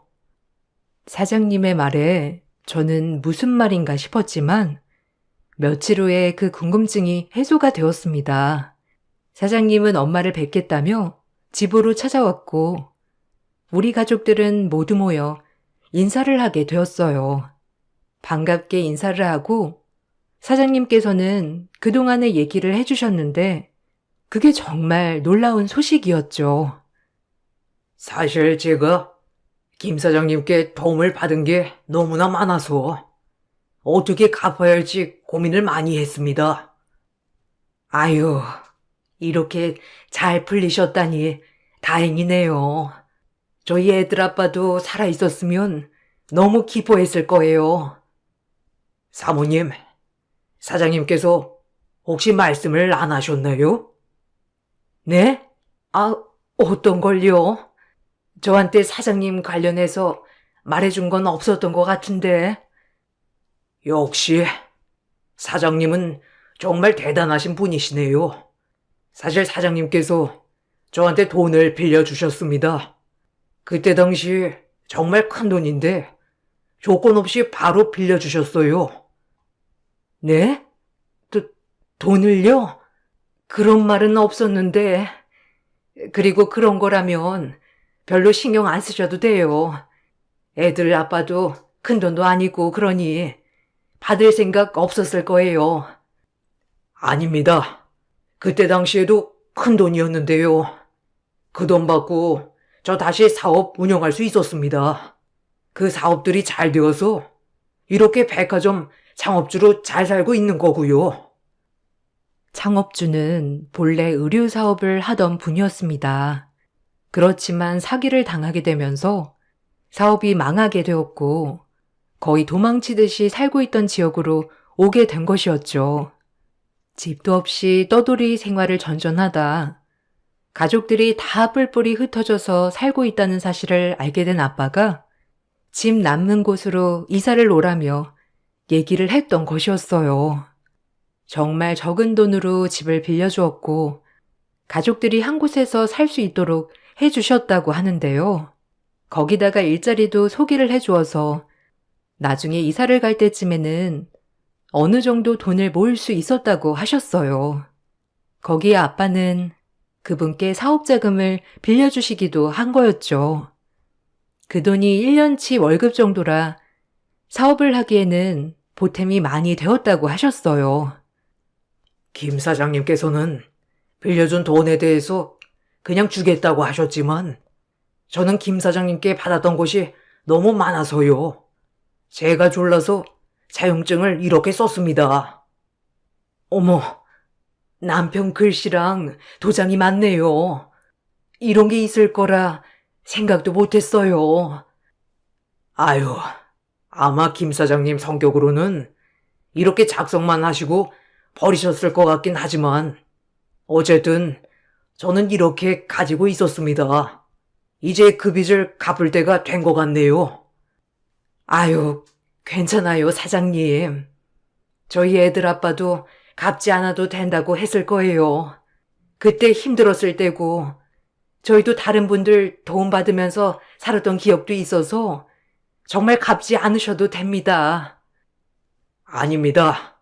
김 사장님 도움이 아니었더라면 저는 이렇게 잘 살지 못했을 겁니다. 김 사장님이 도와주신 덕분에 사업에 더 열중할 수 있었고 열심히 일을 할 수 있었습니다. 저는 꼭 이 빚을 갚고 싶어서 이렇게 준비를 해봤는데 꼭 받아주셨으면 좋겠습니다. 사장님께서 가지고 오신 것은 바로 백화점 지분이었습니다. 가족들은 정말 깜짝 놀라서 받을 수 없다고 극구 반대를 했지만 사장님께서는 이것마저 받지 않는다면 평생 무거운 마음을 갖고 살게 될 거라고 얘기를 하셨죠. 저희는 그렇게 백화점 지분을 받게 되었습니다. 엄마는 가족들에게 모두 고르게 나눠주셨고 거기다가 백화점에서 의류 브랜드를 오픈하게 되었죠. 엄마가 오픈을 하신 브랜드는 출시 이후부터 꾸준히 수익을 내서 대박을 쳤습니다. 그 모습을 보고 시어머님께서는 너무나 배 아파하셨죠. 그래서 무리해서 투자를 시작하셨던 것 같아요. 처음에는 어느 정도 수익이 났는지 저에게도 자랑하듯이 전화를 해 오셨어요. 예, 너네 집 장사는 잘 되냐? 네, 어머님. 이번에 론칭해서 잘 되고 있어요. 어머님 요즘 기분이 좋으신가 봐요? 그래. 아유, 그거 옷조가리 팔아서 얼마나 벌겠니? 어머님한테도 그 돈 쫌쫌따리 모으지 말고 투자하라고 해라. 투자요? 아, 저희 엄마는 투자는 안 하신다고 하시더라고요. 그래? 아, 너도 백화점 지분 받았다고 했지? 그거 처분해서 투자해. 요즘 누가 백화점 옷을 사 입어? 이제는 투자해서 돈 불리는 게 더 좋은 거란다. 백화점 지분 처분 다 해서 투자 시작하렴. 어머님, 저도 별로 투자는 안 맞아서요. 아유, 그래가지고 어떻게 부자가 됐니? 나처럼 머리를 써야 부자가 되지. 열심히 일을 해서 돈을 벌겠다고 했지만 시어머님은 저의 말에 비웃기만 하셨어요. 얼마 뒤 시어머님께서는 저에게 갑자기 전화를 해 오셨습니다. 예, 너희 어머님 일은 잘 되시니? 네, 어머님. 어쩐 일이세요? 그날 이후로 연락도 없으셔서 아직 화가 나셨나 했어요. 아니, 다른 게 아니라 내가 이번에 투자를 좀 했는데 잘 안 됐어. 근데 좀 좋은 정보가 있어가지고 투자를 해야 할 것 같은데 지금 당장 융통할 수 있는 자금이 없어가지고 말이야. 혹시 너희 어머니께 부탁 좀 해보면 안 되겠니? 네? 어머님, 저희보다 어머님이 더 넉넉하시잖아요. 근데 왜 그런 부탁을... 그치. 그렇긴 한데 당장 쓸 수 있는 자금이 없어서 그런 거야. 내가 다 처분하면 다시 줄 수 있으니까 이번만 부탁 좀 하자. 아, 죄송하지만 저희도 이번에 론칭을 해서 융통할 수 있는 자금은 없을 것 같은데 급하시면 종훈 씨한테 말해볼까요? 아니다. 종훈이한테는 절대 말하면 안 된다. 알았지? 시어머님께서는 무리해서 투자를 하게 되었고 결국 투자금을 모두 날려버린 듯 했어요. 지금까지 쌓아온 재산을 한순간에 날려야 했습니다. 시어머님께서는 모든 재산을 처분하게 되었고 살던 집에서도 작은 집으로 이사를 가야 했습니다. 결국 시어머니는 근근히 식당 일을 나가면서 생활비를 벌고 계시죠. 다른 가족들에게 도움을 요청했지만 자신이 부자였을 때 옆에서 붙어있던 사람들은 어디 갔는지 다들 외면하기 바빴죠. 남편은 그런 시어머님의 상황을 보면서 오히려 잘된 것 같다며 얘기를 하더라고요. 저번에 어머님께서 전화 오셨어. 생활비 좀 보태달라고 하시는데 어떻게 할까? 아유, 내가 엄마랑 전화 좀 해볼게. 그걸 왜 당신한테 전화를 한대? 그나저나 어머님도 참 갑자기 투자에는 왜 무리해서 하신 거야? 몰라. 아마 어머니께서 백화점 지분도 받고 브랜드도 운영한다고 하니 질투나서 그랬겠지. 아무튼 오히려 지금이 더 나아. 한동안 갑자기 돈 벌더니 엄마가 이상해졌었거든. 그나마 집이라도 건진 게 다행이지. 차라리 이렇게 하면서 엄마가 좀 정신 차려야 할 것 같아. 그러니까 당신도 엄마 전화와도 반응하지 말고 연락도 하지 마. 시어머님께서는 종종 저에게 연락이 왔지만 아직까지는 받지 않고 있습니다. 그때 당시 저를 경멸하면서 의심을 했던 시어머님의 눈이 아직도 생생하게 기억이 나거든요. 그렇지만 언제까지 이렇게 시어머님과 냉전 상태로 지내야 하는지도 고민이 되고 있네요. 지금처럼 지내는 것도 나쁘지 않다는 말을 하는 남편이 맞는 걸까요? 요즘 따라 돌아가신 아빠가 정말 많이 생각이 난답니다. 평생 열심히 일하신 덕분에 엄마가 걱정 없이 생활할 수 있는 거지만 거기다가 아빠가 하신 선행 때문에 이렇게 더 넉넉하게 살게 되었으니까요. 저도 아빠처럼 다른 사람들에게 선행을 베풀 수 있는 사람이 되어야 되겠다 생각하고 있어요. 벌써 저희 남편은 아빠를 인생 멘토로 삼았네요. 저의 긴 이야기 들어주셔서 정말 감사합니다. 여러분들께도 축복이 가득하시길 바랄게요. 안녕하세요. 분당에 거주하고 있는 40대 중반 여자입니다. 제 사연이 여러분들에게 어떻게 들릴지는 잘 모르겠지만 저도 용기 내어 글을 써보려고 합니다. 저는 홀아버지 밑에서 자랐어요. 그래서 늘 가족이 그리웠죠. 택시를 모는 아버지는 최선을 다해 저를 키워주셨지만 엄마의 빈자리는 늘 컸었네요. 그래도 밝게 키워주신 덕분에 구김살 없이 학창 시절을 보낼 수 있었어요. 그리고 23살이 되던 해 동네에서 저를 죽고 못 살게 쫓아다닌 동네 오빠와 결혼을 하였습니다. 처음엔 별도 달도 따줄 것처럼 하더니 결혼하고 나서는 남편이 완전 남의 편이 되더군요. 홀아버지 밑에서 자라 시어머니는 그런 저를 못마땅해 했어요. 저희 집 형편은 그저 저 하나만 먹이고 입힐 딱 그 정도였거든요. 그렇지만 남편네 집은 동네에서도 제일 유복한 환경이었죠. 돌아가신 시아버지가 열심히 일군 회사가 잘 되어 좀 잘 살게 된 케이스였어요. 큰 중견기업의 하청을 도맡아 하는 회사였죠. 그런 집에 아무것도 없는 제가 시집을 가게 되었으니 시부모님이나 남편의 누나나 마찬가지로 저를 무시했어요. 하지만 남편의 적극적인 애정 공세에 전 넘어가게 되었네요. 본격적으로 시집을 가게 되니 고생문이 열리게 되었죠. 각오는 했었지만 대단했어요. 본데 없이 자란 것이 남자 하나 잘 꼬셔서 이 집안에 발을 들였으니 비리 아들이라도 낳아야 한다. 알겠니? 그거 아니면 볼 게 뭐가 있어? 니까짓 게? 어쩌다 우리 아들 눈에 들어서는. 하여튼 오늘 중으로 이불 빨래 다 해놓거라. 본데 없이 자랐다니 어머니. 저희 아버지께서 얼마나 절 예쁘게 키워주셨는데요. 말씀이 너무 심하시네요. 어머, 엄마한테 눈 동그랗게 뜨고 말대답하는 것 좀 봐. 그러니까 본데 없다고 하는 거야. 알겠어? 어른한테 말대답하는 꼬락서니? 말대답이라뇨. 어머님께서 저한테 항상 인격 모독을 하시니까 아니라고 말씀드린 거예요. 형님도 오해하지 마세요. 지금 하고 있는 게 말대답이야. 아주 웃겨. 희성이한테 교육 좀 잘 시키라고 해야겠네. 아님 내가 교육을 시켜야 하나?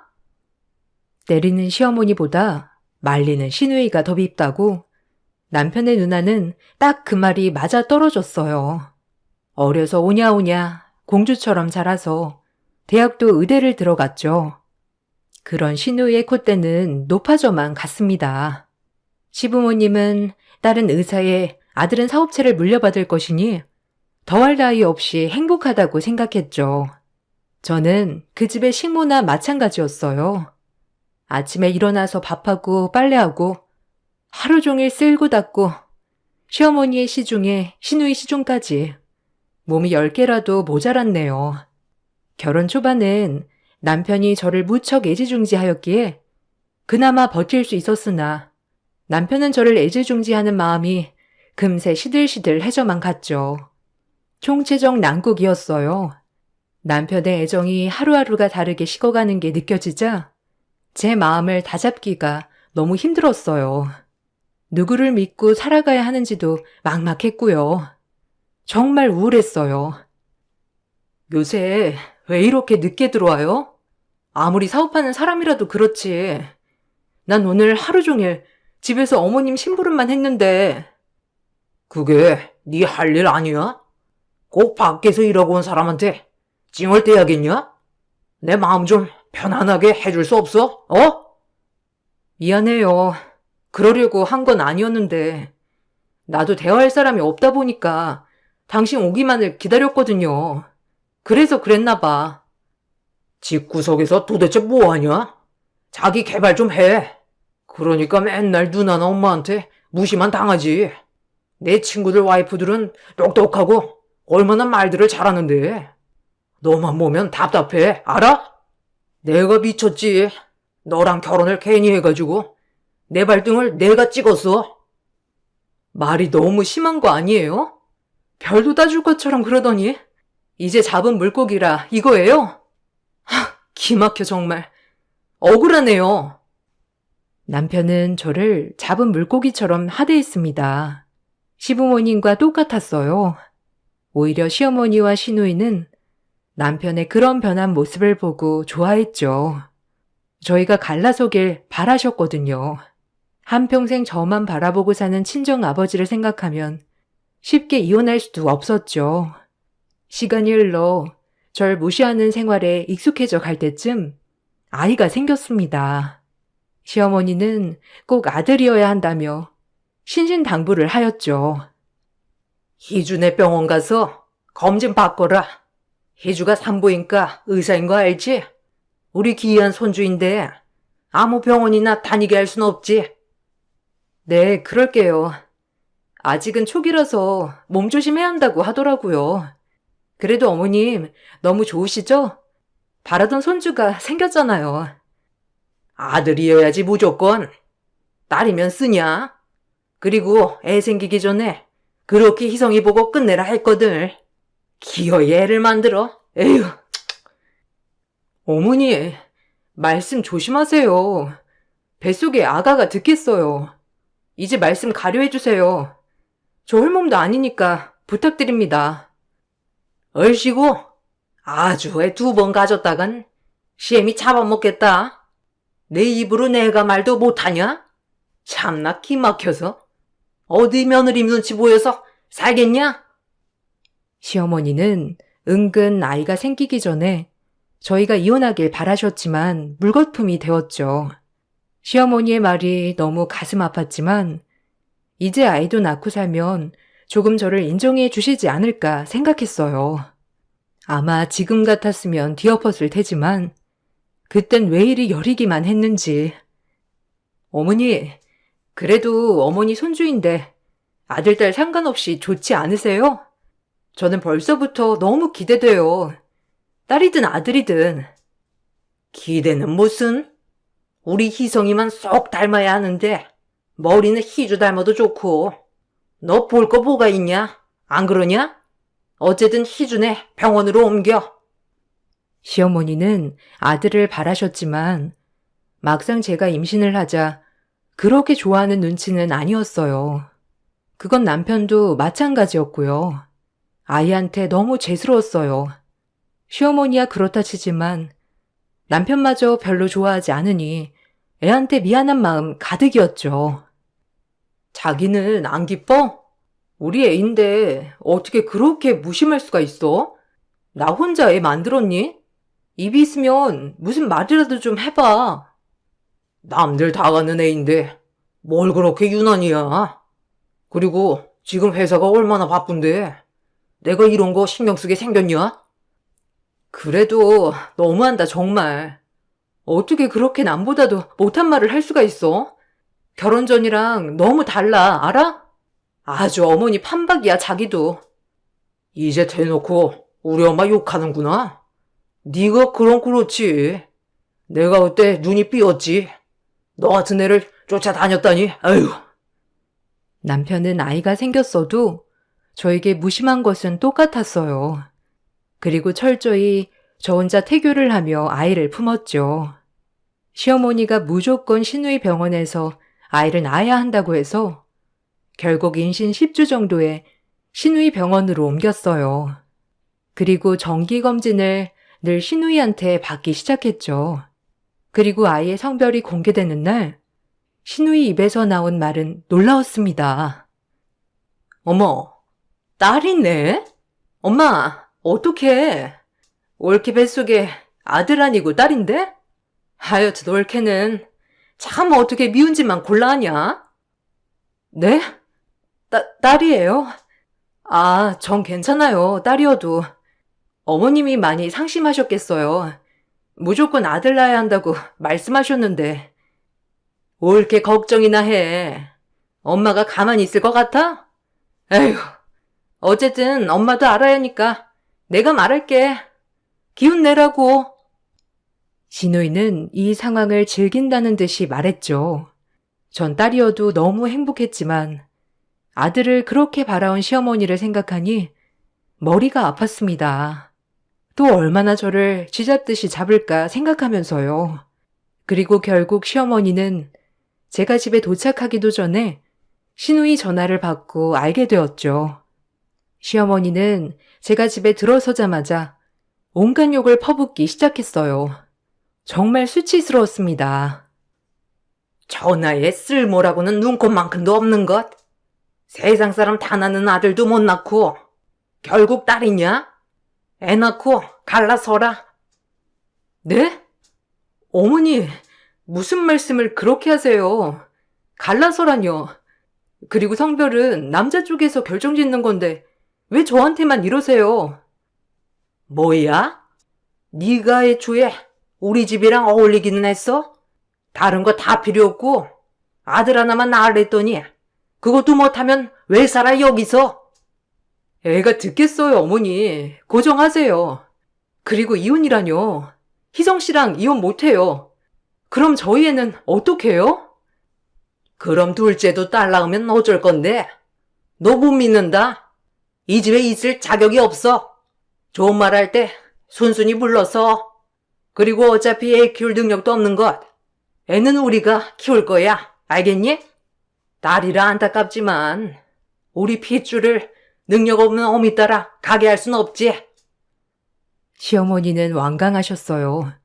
무조건 이혼만을 외치셨죠. 전 너무 어이가 없었어요. 태어나지도 않은 애를 가지고 딸이라는 이유로 이 집에서 물러나라고 하다니요. 정말 기가 막힐 노릇이었습니다. 하지만 저를 더 기가 막히게 한 건 남편의 태도였어요. 엄마 말대로 하자. 이혼해. 너도 이렇게 사는 거 지겹지 않아? 그냥 애 두고 나가. 그래서 새 출발해. 나도 너한테 더 이상 마음 없어. 뭐? 이혼이 쉽니? 어떻게 그렇게 쉽게 말할 수가 있어? 처음에 결혼하기 전에 했던 맹세 기억 안 나? 무슨 수를 써서라도 지켜준다며. 이게 사는 거냐? 너랑 나랑? 솔직히 너 애 생기게 한 거 내 실수야 알아? 그 전에 정리하려 했어 진작에. 이왕 이렇게 된 거 애 낳고 나가. 이 집에서 더 이상 버틸 수가 없었어요. 완강히 이혼을 요구하는 남편, 그리고 무조건적으로 그 이혼을 지지하는 시어머니, 얄미운 시누이, 내 딸을 지키고 싶었어요. 그리고 이혼을 하더라도 딸만은 꼭 제가 데려가고 싶었죠. 그래서 시어머니에게 확고히 말했어요. 이혼할게요, 어머니. 애 낳고 애랑 같이 나가겠습니다. 어차피 딸이라고 어머니 원하지도 않으셨잖아요. 네? 아무리 딸이라도 희성이 아닌데 비렁뱅이 밑에서 크게 할 수 있냐? 생각을 해봐라. 이 집에 살면 모든 걸 다 누리고 살 텐데 네 딸 거지꼴로 키우고 싶어? 너처럼 한부모 가정 만들면서 못 먹고 못 입고 살게 하고 싶은 게냐? 다 모두를 위한 길이야. 어머니, 어떻게 자식을 떼어놓고 나가라고 하실 수가 있어요? 전 그렇게는 못해요. 어머니였다면 자식 두고 나갈 수 있으시겠어요? 안 된다. 어차피 능력 있는 부모가 애 데려가게 되어 있어. 애 얼굴이라도 보고 싶으면 그렇게 해. 알겠어? 저에겐 출산일이 아이와 헤어지는 날이었죠. 그러면서도 설마 정말 아이만 데려가고 날 내치겠어 라는 생각도 있었어요. 아이가 뱃속에 있을 때 얼마나 많은 눈물을 흘렸는지 불안한 저는 애를 안고 어디 도망이라도 갈까 싶었어요. 그렇게 하루하루 노심초사하며 울며 지새운 나날이 지나고 결국 출산을 하였습니다. 우렁찬 아이 울음소리, 그마저도 전 보지도 못하였네요. 시누이가 바로 아빠에게 데려간 것이죠. 전 회복만 하고 아이를 보지 못했어요. 그리고 퇴원 후 집에 가던 날 대문 앞에 제 집만 덩그러니 나와 있었고요. 정말 그때만 생각하면 지금도 눈물이 앞을 가리네요. 어머니, 문 좀 열어주세요. 여보, 우리 아이 얼굴 한 번만 볼게요. 네? 어떻게 낳자마자 얼굴도 못 보게 할 수 있어요. 정 떼기만 힘들지. 없는 아이라고 생각하며 살아라. 알겠어? 우리가 예쁘게 잘 키워줄게. 새 출발하렴. 택시 불렀다. 얼른 가라. 그렇게 전 아이를 낳자마자 생이별을 하고 이렇게 살면 뭐하나 생각하여 한강에 도착했어요. 이렇게 살면 뭐하나 싶었죠.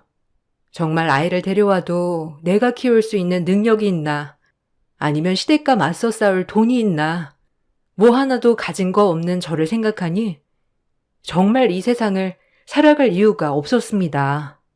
한강 앞에 다다라서 신발을 벗어 던진 순간 눈물이 하염없이 쏟아지더군요. 이 용기로 살자. 죽을 용기로 살아보자. 그리고 딸을 찾아오자. 어떻게 됐든 딸을 위해 살아가자는 마음이요. 그리고 전 일을 악물었어요. 지금 당장 제가 할 수 있는 일을 찾아봤죠.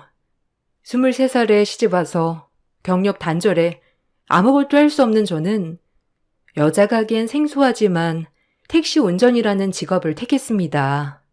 친정 아버지의 영향도 있었고 지금 당장에 할 수 있는 일이었기 때문이죠.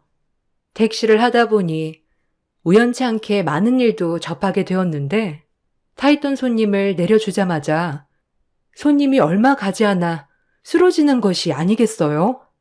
너무 놀란 저는 일단 택시에 내려 그 손님에게 CPR 심폐소생술을 진행했어요.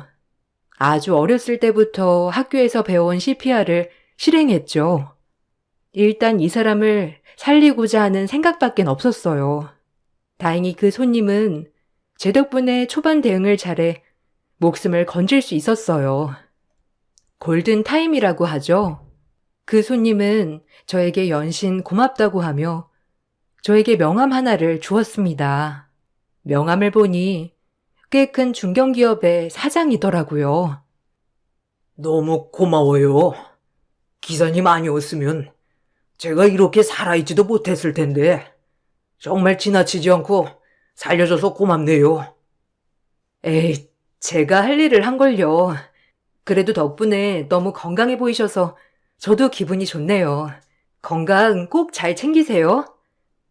내가 진짜 뭐 하나 도와주고 싶은 게 있는데 뭐 혹시 필요하거나 한 거 있어요? 말만 해요. 뭐든 들어줄게요. 내 목숨을 살려준 은인인데 이것도 못 해줄까 봐. 지금이 아니라도 좋아요. 언젠가 꼭 내가 빚을 갚는 날이 오기를 바랍니다.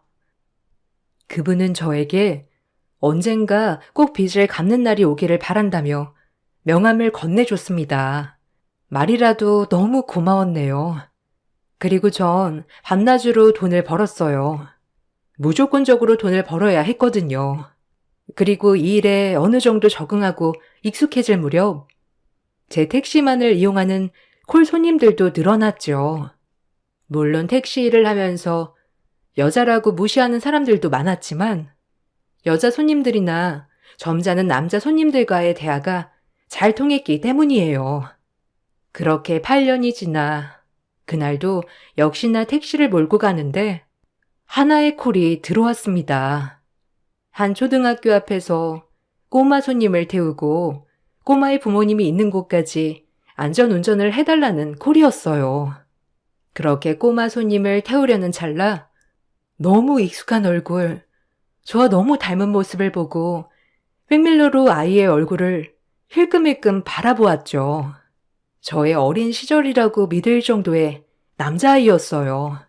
너무 익숙하기도 하고 눈이 계속 가 꼬마 손님에게 말을 붙여보았습니다. 안녕, 꼬마야. 혼자서 택시도 타고 의젓하구나. 아빠 엄마한테 가고 있는 거니? 기특하네. 의젓하게 혼자 택시도 다 타고. 네, 안녕하세요. 아빠 엄마랑 오늘 외식하기로 했거든요. 엄마가 픽업을 못 와서 오늘은 혼자 택시 타고 가는 거예요. 아, 그렇구나. 아줌마도 너 나이만한 딸이 하나 있는데 오늘 이렇게 꼬마 손님이 타주니까 아줌마가 딸 생각이 나네. 주책맞게 흐르는 눈물이었네요. 그동안 참고 참아온 눈물이었죠. 갑자기 떨어져 있는 딸이 생각나면서 딱 요만큼 컸겠다 싶더라고요.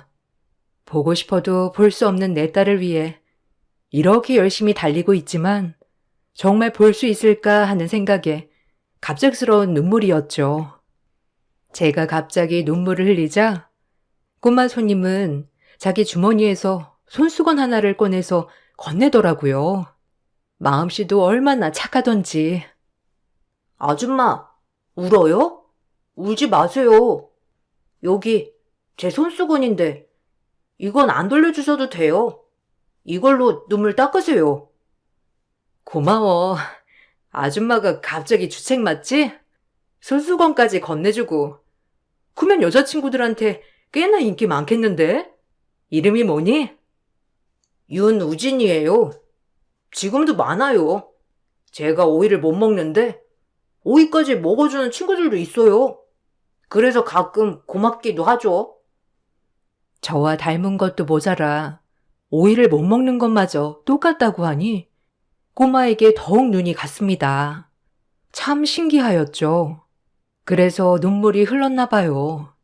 꼬마 손님과 이런저런 대화를 하며 목적지에 다다랐을 무렵 전 너무 놀랐어요.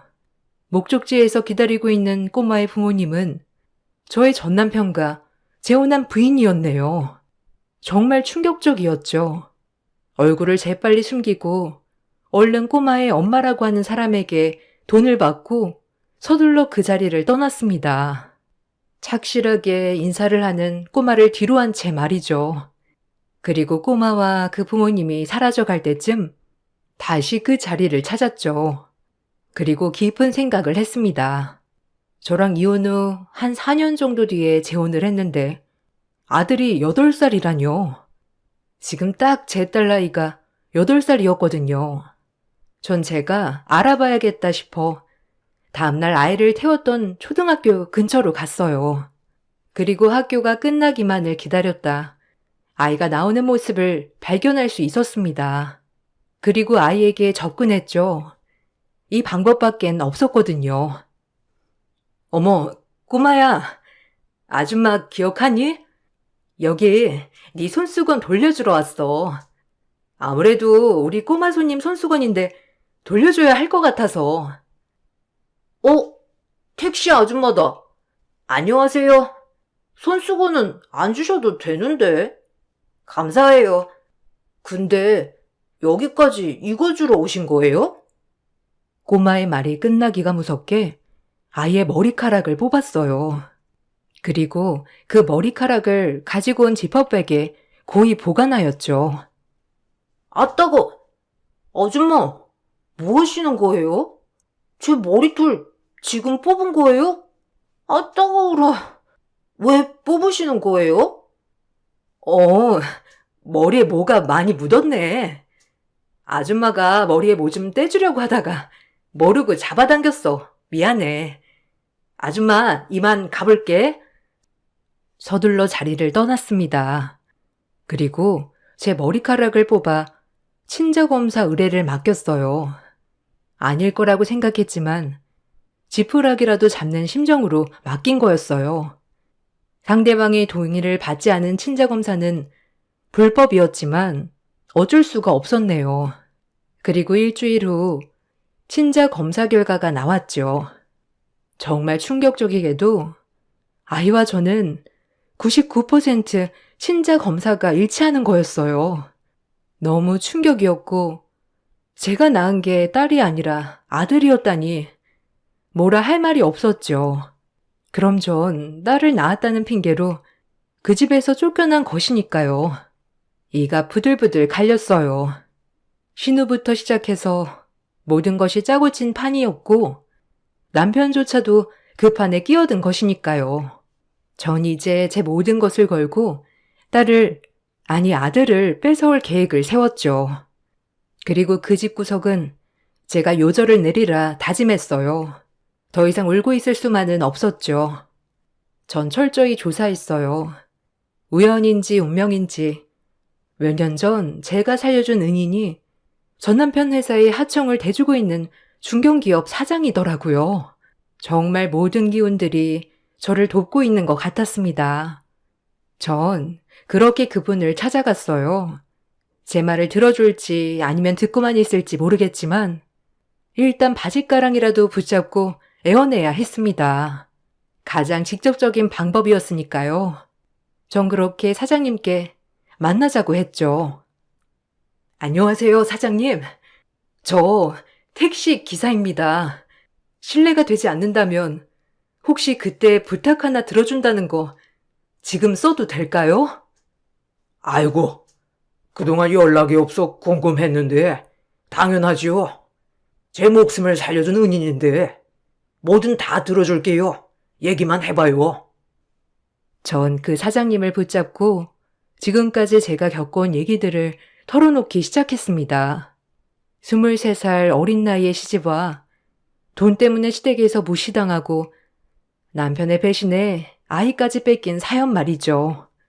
그리고 시댁에서 아이조차도 딸이라고 빼돌린 사실까지 말입니다. 아이를 8년을 못 봤어요. 지금까지 딸인 줄 알았고요. 전 딸을 낳았다는 이유로 이혼을 당했어요. 그리고 얼굴 한번 보지 못했죠. 얼마 전 우연히 제 자식을 만났어요. 아들이더라고요. 지금 제가 그 집을 상대로 싸울 수 있는 건 사장님의 도움뿐이에요. 세상에 이런 일이 어떻게? 아니 이런 말도 안 되는 기구한 사연이 있다니요? 아니 근데 제가 도와줄 게 있나요? 아휴, 얘기만 들어도 화가 나네요. 사장님 회사에서 하청을 맡기는 회사가 전 시댁입니다. 주식회사 사무 말이에요. 거기가 제 전남편 회사예요. 아니, 사무 말이에요? 참나 윤 사장 그렇게 안 봤는데. 아니 어떻게 이럴 수가 있단 말이요? 나 참 기가 막혀서. 제가 부탁드릴 일은 사장님의 힘으로 그 회사를 무너뜨려 주세요. 제가 제 아들을 찾을 수 있게요. 부탁드립니다. 이 은혜 잊지 않을게요. 전 그렇게 부탁을 드렸어요. 얼마나 울었는지 오랜만에 꺼내본 기억에 정신을 차릴 수가 없었죠. 다행히 사장님은 제 얘기를 듣고 같이 화도 내주시고 같이 마음 아파해 주셨어요. 그리고 저 아니면 지금 이 세상 사람이 아니었다고 생각했는지 다행히 들어주셨죠. 그것만 하면 됩니까? 더 필요한 건 없고요. 어차피 기사님 아니었으면 없었을 목숨. 이건 일도 아니에요. 그동안 힘드셨겠어요. 아니에요. 감사합니다. 제가 아들을 꼭 되찾게 된다면 정말 이 은혜 평생 갖고 살겠습니다. 어떻게 감사해야 할지. 그렇게 계획은 시작되었고 사장님은 모든 하청을 다른 곳으로 알아보기 시작했어요. 그리고 사장님 회사뿐만 아니라 사장님이 손닿는 모든 회사들도 하청을 주지 말라고 오더를 넣어주셨죠. 갑자기 거래가 중단된 전 남편 회사는 난리가 났습니다. 그리고 전 전화를 걸었어요. 8년 만에 하는 전화. 그동안 번호는 알고 있어도 전화는 한 번도 한 적이 없었거든요. 나야, 잊은 건 아니겠지? 우진이 소식 내가 모를 줄 알았니? 만나서 할 말이 많을 것 같은데 어디서 볼까? 아니, 네가 우진이를 어떻게? 일단 지금 당장 만나. 내가 그쪽으로 가지. 우진이한테 절대 접근하지 마. 그렇게 약속을 잡고 저희는 만났습니다. 8년 동안 얼마나 호의호식하고 살았는지 얼굴에 기름이 줄줄 흐르더군요. 평생 모를 줄 알았니? 미친놈. 네가 사람이야? 아니 너네 엄마랑 너네 누나도 사람이니? 인간의 탈을 쓰고 애를 빼돌려? 딸이라고 그렇게 구박하더니 아들이었잖아. 아예 작정하고 나 내보낸 거지? 너네가 가만 안 둬. 그리고 우진이 데려올 거야. 이게 주제 파악도 아직도 못하네. 우진이 데려가면 네가 키울 자신은 있고 딱 봐도 겨우 먹고 살만한 것 같은데 오버 좀 하지 마. 너 요새 거래 다 끊기지 않았니? 그게 누구 때문인 것 같아? 신만복 사장님, 알지? 내 부탁으로 거래 다 끊어주신 거야. 뭐? 네가 신 사장님을 어떻게 알아? 아니, 네가 그럴 능력이나 돼? 너 지금 뭔 짓 하고 돌아다니는 거야? 쫄딱 망해봐야 정신을 차리겠지, 너네 집구석은? 용서 안 해, 절대. 알겠어? 한번 망해봐. 모든 거 다 잃은 게 어떤 느낌인지.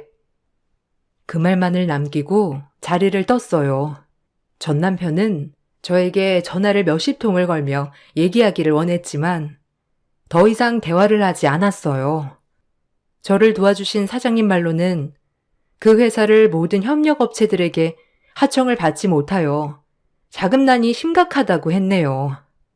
직원들의 임금체불부터 사장님께 애원하며 전화 오는 전 남편이라고 했죠. 그리고 전 아주 최악의 상황일 때 소송을 걸었어요. 친권, 양육권 변경 소송이죠. 그리고 혹시나 아이가 받을 혼란에 대비하여 아이의 초등학교에 찾아갔어요. 그리고 아이에게 말을 했죠. 아이는 제가 생각한 것보다 더 성숙했고 똑똑했네요. 이미 친엄마가 아닌 것도 알고 있었고요. 아줌마 기억해? 우진아, 어떻게 말을 해야 할지. 아줌마, 우진이한테 오늘 아주 중요하게 할 말이 있는데 혹시 들어줄래? 기사 아줌마다. 아줌마, 무슨 말이요? 아빠가 낯선 사람이랑 오래 대화하지 말라고 했는데 얼른 가야 하긴 해요. 아줌마가 우진이 친엄마야. 혹시 우진이 많이 놀랐어? 엄마가 아들도 못 알아보고 미안해 우진아. 아줌마가 내 친엄마라고요? 항상 우리 친엄마가 누군지 궁금했는데 보고 싶었어요. 아빠랑 할머니는 말을 안 해주셨거든요. 미안해 우진아. 엄마가 늦게 와서 정말 미안해. 우리 우진이 엄마 용서해 줄래? 정말 미안해 우진아. 엄마도 우진이 많이 보고 싶었어. 엄마 맞아요? 엄마, 우리 엄마라니. 나 이제 엄마랑 살래요. 엄마랑 떨어지기 싫어. 엄마 보고 싶었어요. 생각보다 아들은 저를 많이 이해해 주었고 늘 저를 그리워했다더군요. 아무리 할머니와 아빠가 잘해줘도 엄마 없는 삶이란 서러웠을 테니까요. 그렇게 저희는 부둥켜 안고 울었습니다. 그리고 소송을 시작하였고 남편 측은 모든 자금줄도 끊긴 상황에서 절 가만두지 않겠다며 길길이 날뛰었네요. 소송을 진행하는 과정에서 저의 불법 친자 검사가 논란이 되었지만 약식 기소되어 저는 벌금형만 냈죠. 전 신우는 의사 면허 박탈해 친자와 양육권 모두 저에게 돌아왔습니다. 그리고 정신적인 피해 보상까지 받을 수 있었네요. 아들이 다행히 저와 살고 싶다는 의사표현을 적극적으로 하여서 다행이었죠. 너무 고마웠네요. 지금까지 못 준 사랑 듬뿍 주리라 다짐했고요. 인연? 내가 가만 안 둔다. 이 독한 년. 몇 년 만에 나타나서 애 엄마라고 애를 데려가려 해? 그동안 입히고 먹인 게 누군데? 아줌마, 착각도 자유야? 아줌마 내가 빼돌린 내 아들, 이제 내가 찾겠다는데 누가 말려? 쫄딱 망했는데 우리 우진이 어떻게 키우려고? 전현 때문에 되는 일이 없어. 네가 뭔데? 갑자기 우리 집에 끼어들어서 이 사단이야? 네가 뭔데? 이 미친 거사? 끼리끼리 미쳐가지고 내 아들을 너네한테 맡길 수 없지. 정신이 제정신이어야 맡기지 안 그래? 이 정도만이 다행인 줄 알아. 내 인생 너네 집에 시집와서 꼬였어, 알아? 못돼 처먹은 인간들 같으니라고. 이제 그 잘난 돈도 없으니 볼 게 뭐가 있니, 너네 집안? 뭐야? 어디서 주둥이를 돌려 쪘단 게? 내가 가만히 있을 것 같아? 너 내가 가만 안 둬, 알겠어? 우리 장손을 네가 감히? 할머니, 고모, 그만하세요. 우리 엄마한테 욕하지 말라고요. 그럼 할머니랑 고모 미워할 거야. 우리 엄마 몰아세우지 마요. 오진아, 내다 네 할미. 어찌 그럴 수 있어? 우리 우진이를 내가 어떻게 키웠는데. 오진아, 이리 오렴. 당장 저 악마한테 떨어져. 주둥이 다 물어요, 아줌마. 폭발해버리기 전에. 이제 우진이 내가 책임져. 내가 그동안 겪었던 고통, 당신들이 겪을 차례야. 알겠어? 그리고 전 남편의 재혼한 와이프는 이혼 소송을 걸었더라고요. 엎친 데 덮친 격이었어요. 건선징악인 것 같았죠. 너무 멀리 돌아와 아들을 만났지만 모든 걸 제자리로 돌려놓은 기분이라 행복했네요. 그리고 모든 걸 승소한 그 순간이 저에게 가장 값진 순간이었어요. 8년 만에 본 아들이 저를 그리워했다고 말해줬을 때 가슴이 미어지는 것 같았지만 이제 아들과 행복한 삶을 꿈꿀 수 있을 것 같았어요. 그 소송 이후에도 남편 측은 역으로 항소를 했지만 법원은 제 편을 들어주었죠. 그리고 전 남편 회사가 쫄딱 망한 틈을 타 그 사장님은 회사를 인수했어요. 그리고 저희 아들의 학자금을 내주셨어요. 정말 그 사장님을 생각하면 뭐라 말을 해야 할지. 내 목숨 빚진 인연. 우리 한번 끝까지 가봅시다. 열심히 사는 것 같은데 오진이 학비는 평생 걱정 말아요. 아휴, 감사합니다. 안 그러셔도 되는데 정말 감사해요. 제가 몸둘 바를 모르겠네요. 사장님, 은혜 못 잊을 거예요. 아직도 난 기사님 덕분에 살아있는 것 같소. 고마워요. 앞으로도 힘든 일 있으면 언제든 연락해요. 그게 나도 은혜 갚은 일이니까. 고맙습니다. 저 또한 사장님이 저 도와주신 거 잊지 않고 베풀며 살아갈게요. 너무 감사해요. 진기한 인연으로 여기까지 올 수 있었어요. 지금은 아들과 단둘이 살고 있지만 너무 행복해요. 가끔 아들이 제 아빠를 그리워하는 것 같아 걱정이 되다가도 아빠랑 할머니와 사는 것보다 지금 저와 이렇게 사는 게 너무 행복하다고 말해줄 때마다 모든 것을 다 얻은 기쁨이에요. 헤어졌을 때만 생각하면 아직도 정신이 아찔합니다. 돌고 돌아 만난 우리 아들, 제 목숨이 닿는 날까지 아들에게 헌신할 예정입니다. 제 목숨보다 아까운 아들이니까요. 사장님과는 간간히 연락을 하고 지내고 있어요. 명절이면 친가족처럼 이것저것 많이 보내주시고 아들과 함께 인사도 간답니다. 피로 이어진 사이는 아니지만 그 어느 사이보다 정말 각별해졌네요. 외동으로 자라온 저로서는 든든한 친정 가족이 생긴 것 같아 이것 또한 행복이지 싶어요. 그리고 벌써 아들은 18살이 되었어요. 머리가 좋아 의대를 가고 싶다고 하는데 제 몸 다하는 날까지 아들을 훌륭한 사람으로 키워내고 싶네요. 제 글을 재밌게 읽으셨나요? 오랜만에 떠오른 추억 생각나는 대로 써봤는데 이젠 지나가버린 추억이 돼서 웃으면서 글을 쓸 수 있었어요. 귀한 시간 제 글 읽어주셔서 정말 감사합니다.